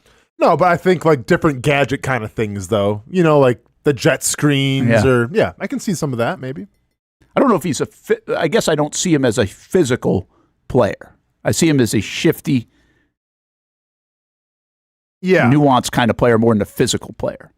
Maybe I have that wrong. No, I mean, I don't think you're wrong per se, but once again, like whether they're physical like Debo or maybe shifty, and I'm not calling like Tyreek Hill or anything, but like you can find ways to use them. Let's see. They want you to give Ronan an Outcast shirt. Oh, I didn't see that one. Well, unfortunately, yes, we're a school uniform every day. I can't be wearing that. Can't be wearing that. Actually, but I think casual. Then we have like casual Fridays every once in a while. I'll get them Outcast shirt. Glenn says I went to parochial school, which I have not heard parochial school mentioned in a very long time. I don't know what that is. That's basically like a Catholic school or religious school, or I don't know if it falls under just Catholic school, but it means you went to you wore a uniform too. Gotcha. The nuns were brutal. Okay. But the teachers were much worse, apparently. Interesting. Sorry about your experience. School wasn't good. It's a safe spot if you want to talk about it. Brian says Titans are my sleeper team, and it sucks, but they look decent. Do they? Hamby, get it up. Cue up that Furniture Source logo. Yep. Time to sleep on the take Titans a little again. siesta. Yep. Let's see what else we got here popping around. I'm going to move down the list a little bit. Shad, one of, if not the coolest owner in the NFL. Also, shout out to Brian Sexton, Fountain of Youth. He's never aged. There you go. There you go, Brian. Shot over Jerry Jones. Let's see. What else we got? And he gave us the throwbacks. A lot of Shad love right now. Okay. A couple more. Fantastic take by Hamby. I don't know which one that was. Well thought out and concise. Oh, it was probably when we were talking about Shad Khan being a businessman more than if I was going to say. All right. Little love for Hamby in the chat. Yeah, great. I see you, Hamby. Ego needs. I see you, Hamby. Random thought, but I think that Gabe Davis is going to be 100 times better fit here in Jacksonville than Calvin Ridley ever was, mostly because of personality, heart, charisma, chemistry. I don't know why but I think the take is potentially okay. He could be a lot better of a fit. I think. Here's what I like about Gabe Davis. I said this when he was signed. He's 25. Yeah. When the old guy's in the room 4 years into the league, you kind of know what he is as a player, and he's only 25. He's going into his prime. He could. When Kirk came here, he was 25, and he's elevated his game. Mm-hmm. So if they're right on the see that again, that could be a fantastic news for the Jaguars. Taurasi is like 60, right? No, she's actually 42. And Ledecky over at NC Hogshead. I don't know about that. Who's Hogshead? What? NC Hogshead McCurr, who's from Jacksonville, actually, and a big-time Olympic swimmer of yesteryear. Hogshead. That's a cool name. Yeah, it is a cool name. I thought Delphonic got in the chat somewhere. Did he delete it? I mean, I'll have to catch the replay of the opening, but nice job on the sideline, Brent. Oh, there we go. Brent's got to find his, his ego. I thought he was actually being funny, but then I realized he was just giving me a compliment. Mm-hmm. Thanks, Delphonic. You're the man. Venmo's in the mail. I already sent him stuff. All right. That's why he's probably being nice. That'll wear off in a little bit. He'll be back to the memes. Okay. Are we going to do our eulogy later today? For the break? I thought you did one the other day. You doing it again? After giving up 8 runs? 7 runs, 8 runs in the 7th? 7 runs in the 8th? It wasn't a eulogy. We had a bet. We had an agreement. Well, he's in all week, so we got plenty of time for the Braves. Yeah, but it's I wore black for this. I did too. What are you talking wear about? Black every day. Yeah, well, I wore black for this. I was going to wear a different shirt. I was going to wear a green shirt today. But then I'm like, oh, yeah, that's right. Hamby has to do his eulogy for the Braves today. Maybe we'll get there. Let's do this. Take a time out. We get back to some Jags and maybe a eulogy to end the show. That would be a nice way to end on a high note. Yes. Yeah. No better way to end the show than with a funeral. We will come back, talk a little bit more Jags to revisit some of the things and visit some more things that we saw and haven't talked about yet. We did ask this, best and worst of the Jags game on Saturday, happiest player or person in the Jags building. What is this? I don't know. Bette Midler, A Wind Beneath My Wings. Why? That's the funeral. This the eulogy? Brent, you ever see Beaches? I did. It's a sad movie, man. Yeah, great song here. Yeah. Now I'm getting in my feels now. Emotional. Yeah, it's we'll be back.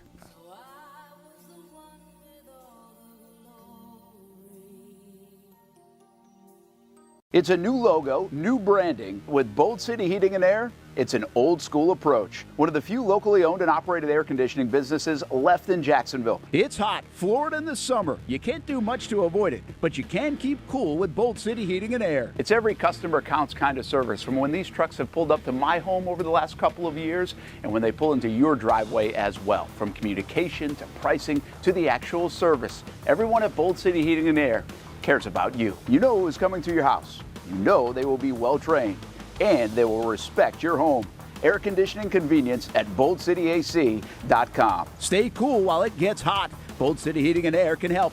Don't get caught sweating all summer. boldcityac.com, and they have financing to help. New systems starting at $110 a month and $50 off any repairs. Stay safe, stay comfortable with Bold City Heating and Air at boldcityac.com. Homegrown in your hometown. Building off a summer of terrific action at Southern Oaks Stadium, the Jacksonville Armada are looking forward to the future and the return of pro soccer in Northeast Florida. Season ticket reservations for MLS Next Pro are underway, and for just $100, you can lock in some great benefits when it comes to supporting the boys in blue. Those who make a reservation will have first selection options in the new Armada Stadium out east, near Jacksonville's downtown sporting complex, as well as access to supporter VIP events like stadium tours, open training sessions, and future meet and greets with players and coaches. You can make your season ticket reservations at jacksonvillearmada.com/ticket. And while you're there, read the very latest on the Armada men's and women's teams in action this summer. Show your commitment to the fleet with an MLS Next Pro season ticket reservation at jacksonvillearmada.com/ticket. In Northeast Florida, we love hanging out on the back patio, maybe grilling out lunch or dinner with the family, enjoying the good weather, or maybe enjoying the big game on the TV. Or maybe your favorite team in town, the Action Sports Jacks team. This is great, except for when it's really hot or the bugs start coming out. But what if you didn't have to worry about that? Titan Outdoor Solutions will make your outdoor area a comfortable spot any time of the day, any time of the year. This makes too much sense. Titan Outdoor Solutions can give your home an upgrade. Customized pergolas, awnings, controlled shade, even retractable screens. The solution to beating the heat and the bugs and getting more use out of your home is Titan Outdoor Solutions. And this can even help prevent storm damage at your home. Living in Florida and living in your home is already good. Now make it great. Quality products, custom work, locally owned and operated. Visit TitanShuttersAndScreens.com or call 904-484-7580. When I say it means something to me, gentlemen, it means something to me. High school football is back and it's bigger than ever. Welcome to the Friday Night Zone Blitz. It is bigger than a game. Watch the biggest games each week live as the action unfolds with instant reaction and analysis from our Hall of Famer, Kevin Sullivan. It starts with live look-ins at the top matchups, including our Jaguars Prep Whataburger Game of the Week, and that is just the beginning of 4 straight hours of coverage. From 8 to 10:30, the Friday Night Zone Blitz is streaming on our Action News Jacks app and online. At 10:30, the Friday Night Blitz you know and love. A half hour of highlights from around the area. 11 o'clock, we shine the spotlight on the bands that pump up the crowd. 11:15, it's time to blitz through the highlights online and on air. Then 11:35, back to the stream to break down the night's results with a reaction from local coaches. 4 straight hours of high school football on the Friday Night Zone Blitz. Only on Action Sports Jacks 24/7. It's the place we party in football season with Jaguars All Access. Welcome to Spring Sports Brewery, everybody. Say hello to our guest tonight. That is Trevor Lawrence. You can bring your party or event to Spring Sports Brewery in Springfield any day and any time. Rehearsal dinners, corporate events, birthdays. Here at Springs, you can enjoy the inside area and the outside area. Good for any weather, good for any occasion. Watch the games, play the games, shoot some hoops. Beer? Yeah, they have that. Plenty of choices. And sure, this is a brewery, but Strings is also a restaurant, and the food is fantastic. A full menu made from scratch meals. And if you need String Sports Brewery to help with a party at your place, they cater too.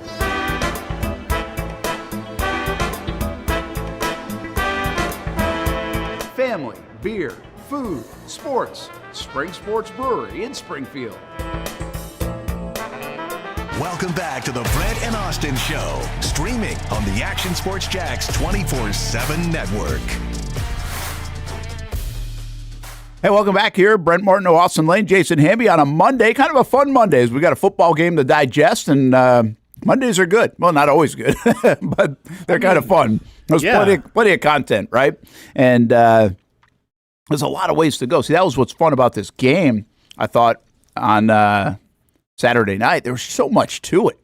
There's a lot to, you only get the starters for a little bit, so that part is almost off to the side, but even they gave you a few highlights and things to talk about. So we've been talking about it.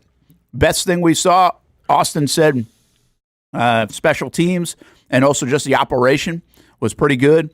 And Hamby, he liked the rhythm of the offense overall from front to back, not just with the first teamers. And me, I thought the 2023 draft really showed up on Saturday, and that's a huge part of this thing. Huge part of it for Bulky. Answers the question that Austin's been asking for months, like, hey, who's going to be the gem? Is Parker Washington that? Is Antonio Johnson that? Like, we saw Yasir Abdullah even made a play. So, like, and I'm not suggesting he's that, but now you have some guys that could be options in that kind of context of 5th, 6th, 7th round guys that are going to contribute or could contribute. Christian Braswell, another guy. So we saw 3 players really contribute that could fall under that category if they're able to grow. Tank Bigsby, big part of it. Worst thing we saw, the running game.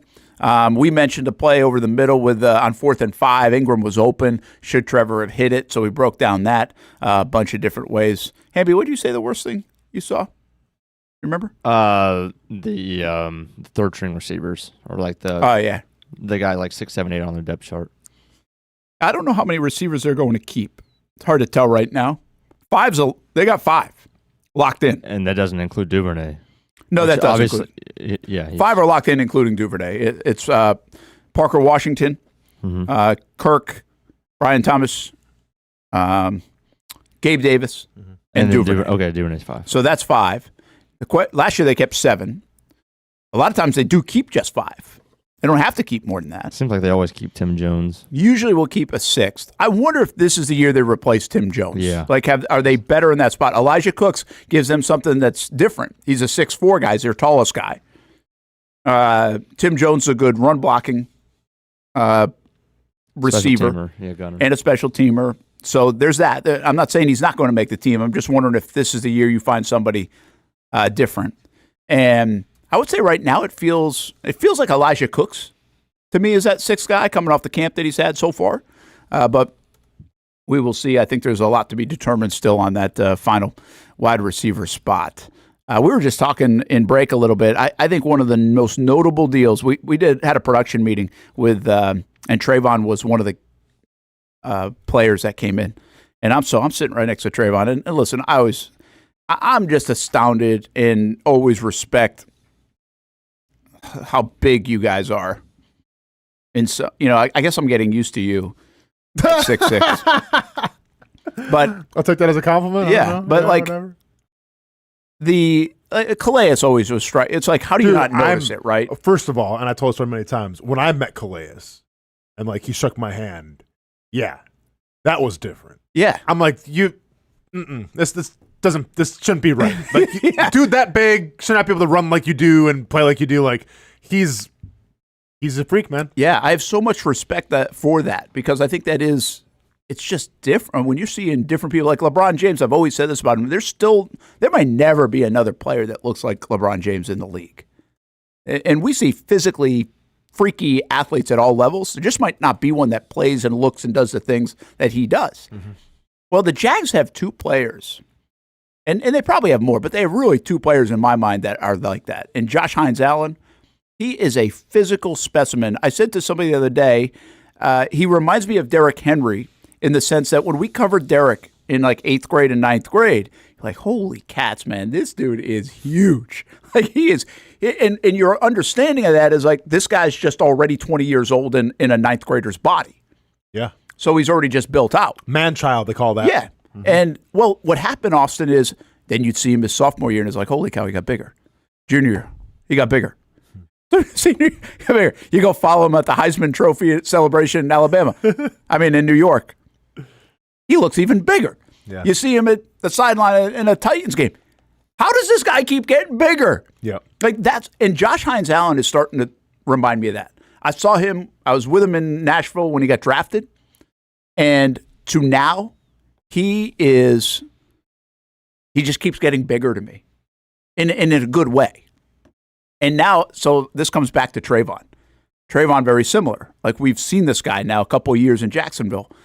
But I was sitting next to him in that production meeting, and I couldn't stop staring at his arms. He had a tank top on, and a tank top, not a tank top. He had a cutoff sleeve shirt, not a tank top. Yeah. Dude, his arms are gigantic. Yeah. Gigantic. And he's a 272-pound guy who's put on 12 to 15 pounds, 285 now. And so it answers your question of, okay, is he going to kick inside? Absolutely, he's going to kick inside. Yep. He's going to shed some blocks, take on blockers. He's going to be able to do that.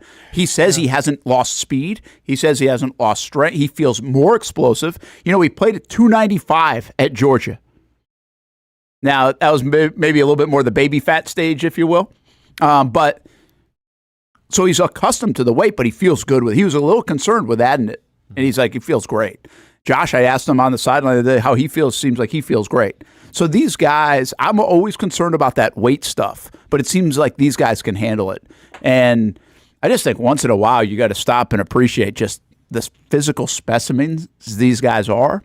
And to that, if you go up and down the list, the weight program of the Jaguars, whatever they're doing, whatever the focus is, it looks like it's paid off. This is like going to a college program and seeing it one way, or a high school program and then going back the next year and you're like, wow, these guys got even bigger. I saw it with Christian Braswell. Go look at that video. And Braswell looks like he's jacked up.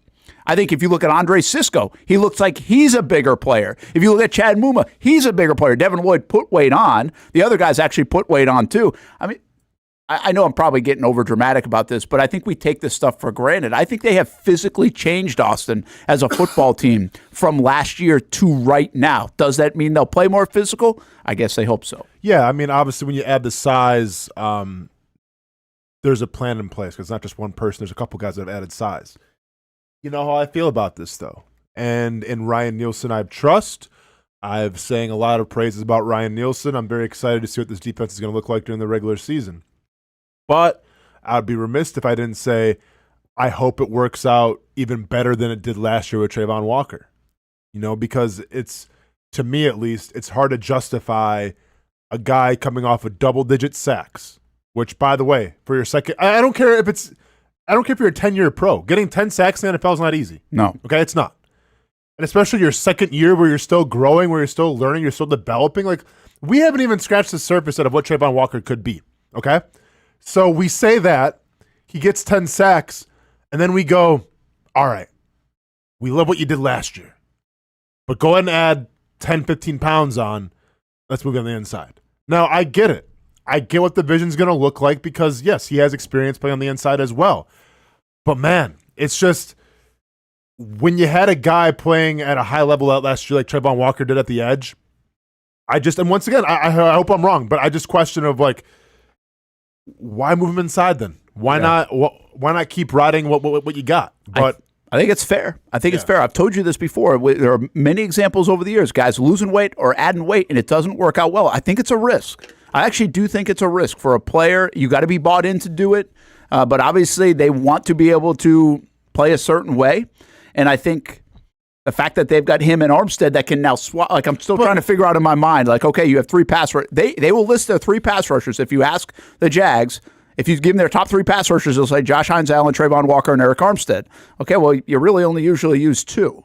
And I get the 3 technique kind of rushes and stuff. But the bottom line is, in that conversation, is Trayvon Walker and Eric Armstead are going to be interchangeable. They're going to slide those guys around differently. Josh, you're always going to have out on the edge. Devon Hamilton, you're always going to have inside.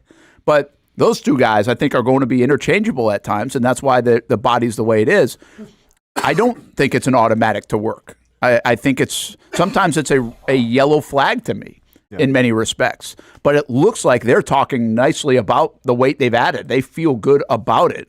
Not everybody you talk to, again, you've played with guys, I'm sure quietly in the locker room, like, oh, man, I don't feel like this. Well, hopefully this feels a little better in another month because it doesn't feel great. Oh, you're talking about me in Kansas City having to put on 20 pounds to go play a 3-4 defensive end? You got up to like 262 or 5 or something, right?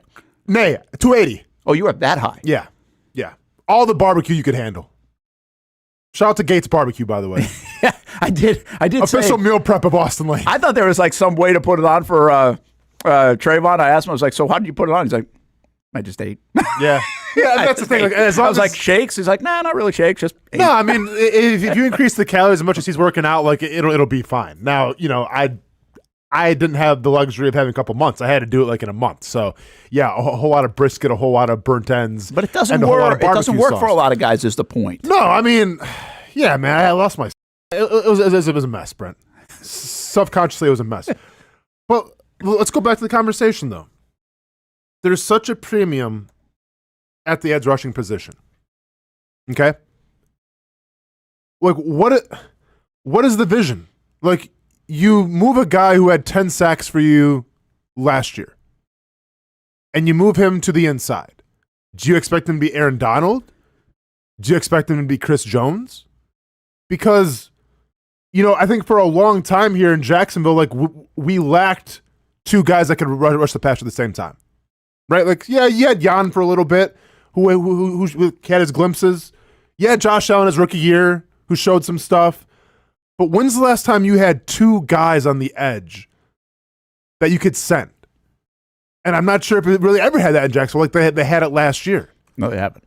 I mean, maybe 2017 where they had a few guys. Sure, right? Sure. And I get like the interior was definitely lacking last year in terms of pass rush, and that's where Trayvon's going to fit in.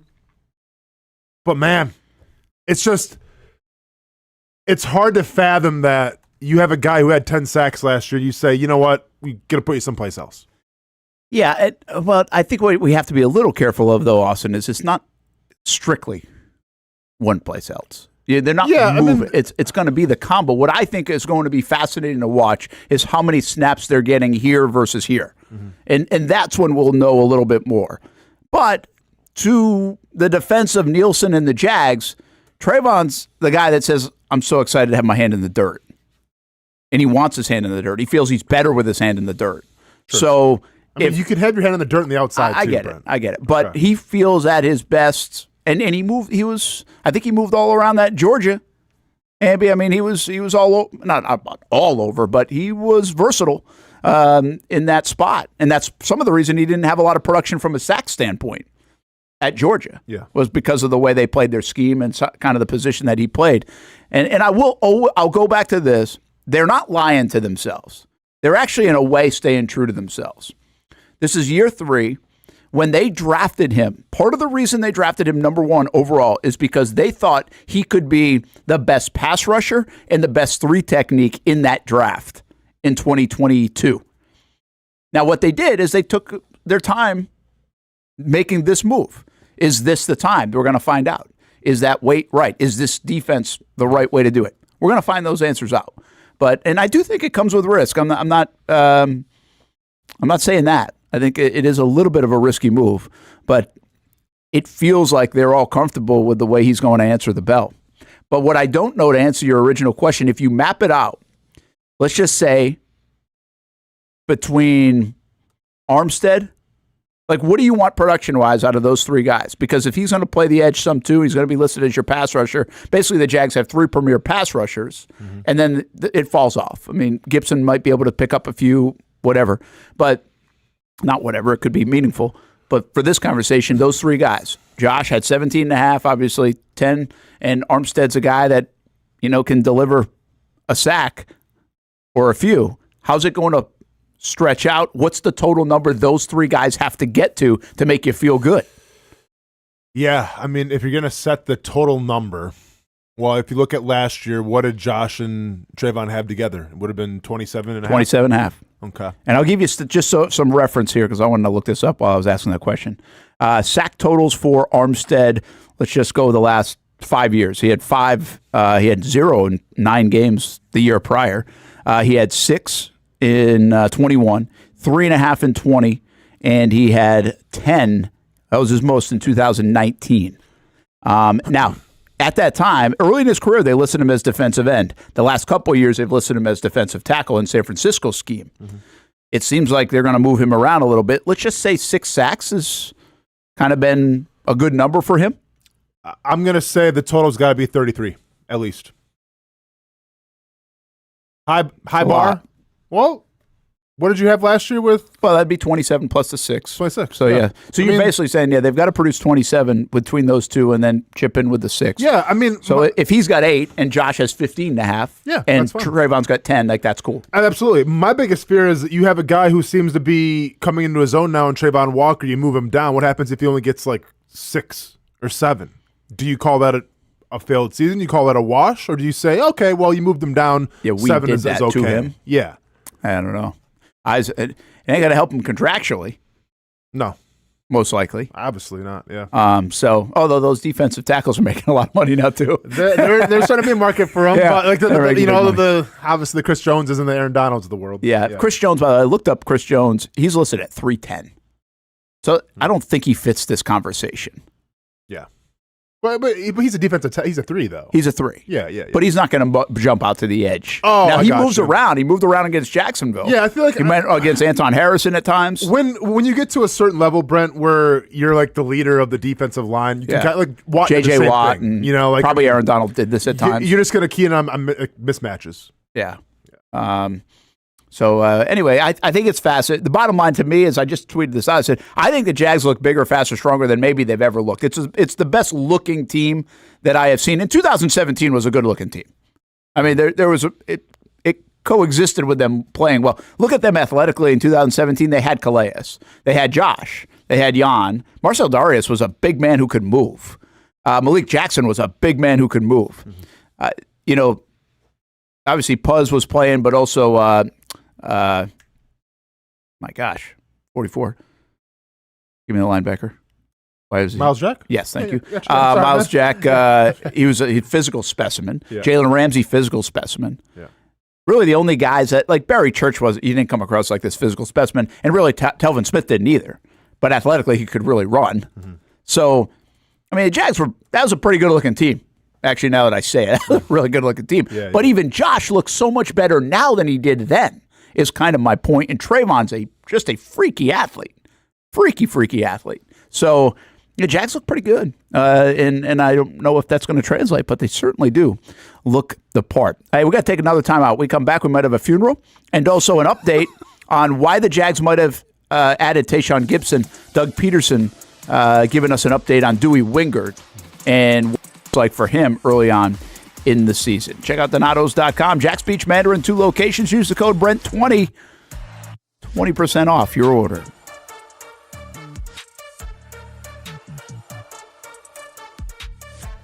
New to town or always been in town? Everyone is always looking for a good pizza place. Our place is Donato's Pizza. We love it and still do love it. When I tell my family I'm coming to Donato's, they say, wait a minute, you got to order some for us. So this is not all for me. Let me tell you what the Martineaus get when we put an order in. Well, pepperoni pizza, we usually get more than one of these. And then there's the works, a little bit of everything. And then this is the pizza that can be polarizing for some out there. I don't know why. Hawaiian pizza. Some love it, some don't. At Donato's, you're going to love it, especially with that cinnamon sprinkled on top. Try the pizza my family likes or try your favorite. Right now, you can use the code Brent20 and get 20% off your order. Every viewer and listener is important to us. And at Donato's Pizza, every piece is important. From fresh ingredients to the dedicated team members and you, the valued customer. Donato's Pizza, where every piece comes together for a winning combination. Jack's Beach and Mandarin locations. Donato's Pizza, every piece is important. People helping people. It's at the core of what Alive Credit Union is all about, and it's been that way for over 70 years. From 1954 to 2024, the mission remains to inspire financial wellness and give you a financially fit lifestyle. Alive Credit Union and its employees are committed to not only serving their valued members, but also our community here in Northeast Florida. That commitment includes a partnership with the Action Sports Jacks 24/7 team as the presenting sponsor of all Armada men's and women's broadcasts this summer. Action Sports Jacks and Alive Credit Union, a partnership that just makes sense when it comes to covering Northeast Florida.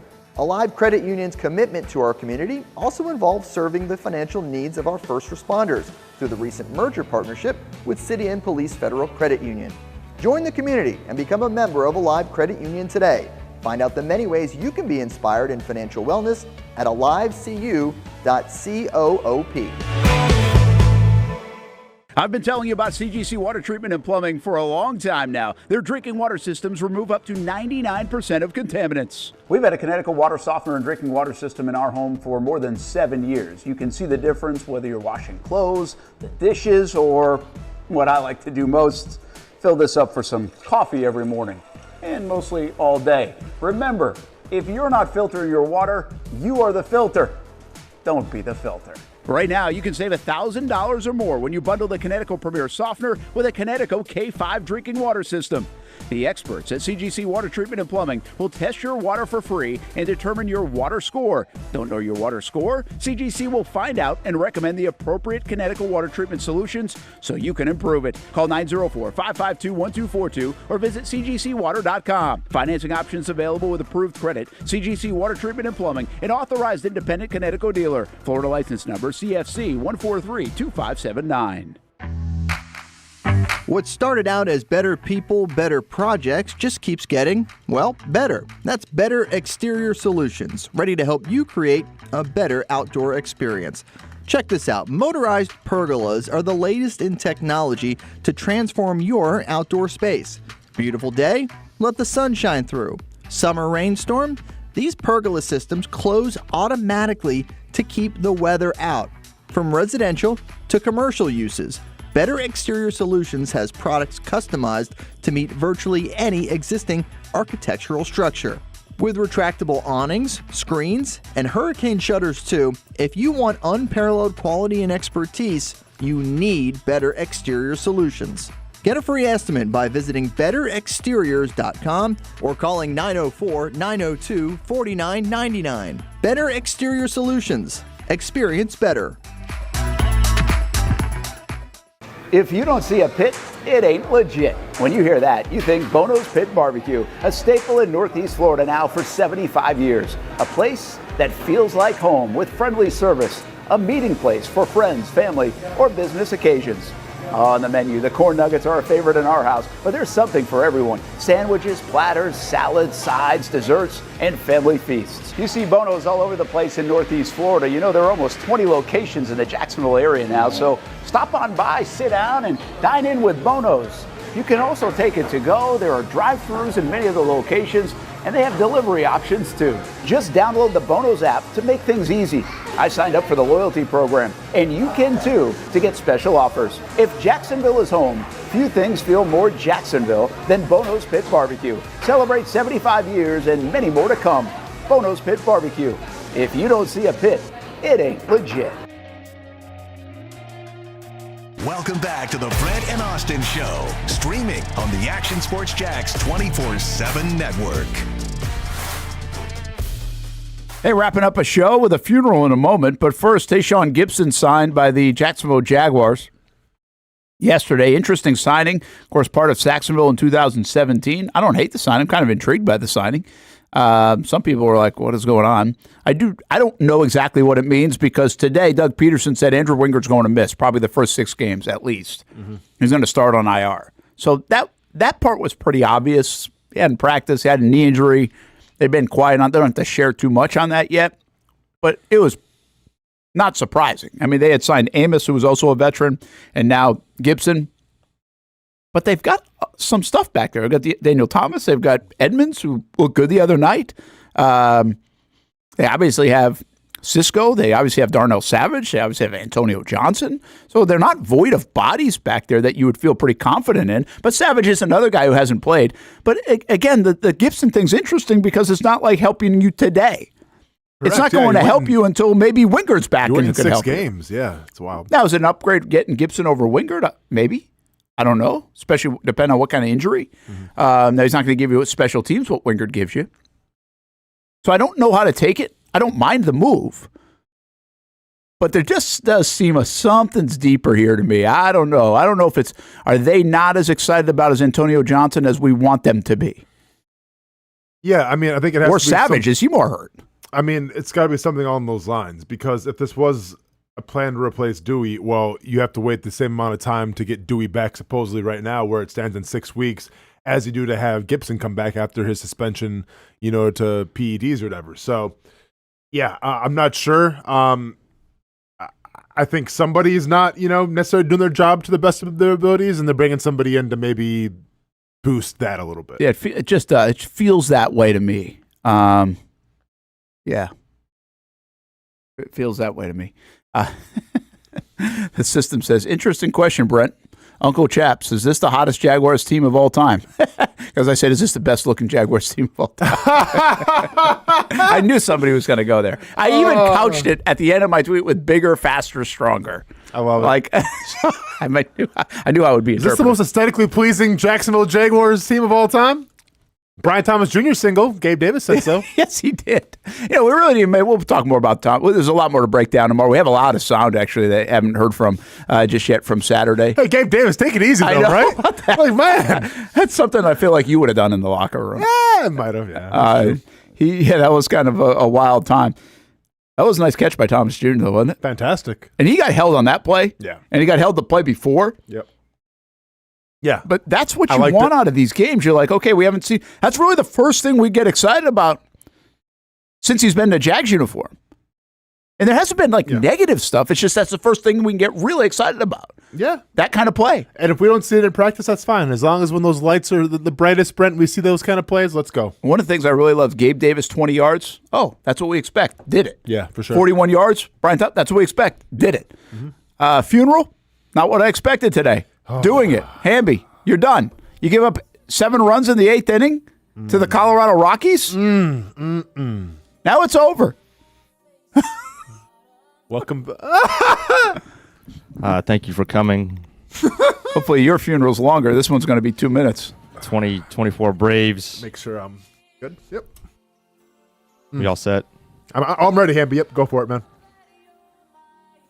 Slap Happy the Clown Baseball. Slap Happy the Clown Baseball. From this ball club over the last 4 months. And the season full of embarrassing losses just got more embarrassing. 7 runs in the 8th inning to a garbage Rockies team with Jacob Stalling still in the league. It's not doing the little things. Okay? Not doing the little things. Not doing anything. Correct?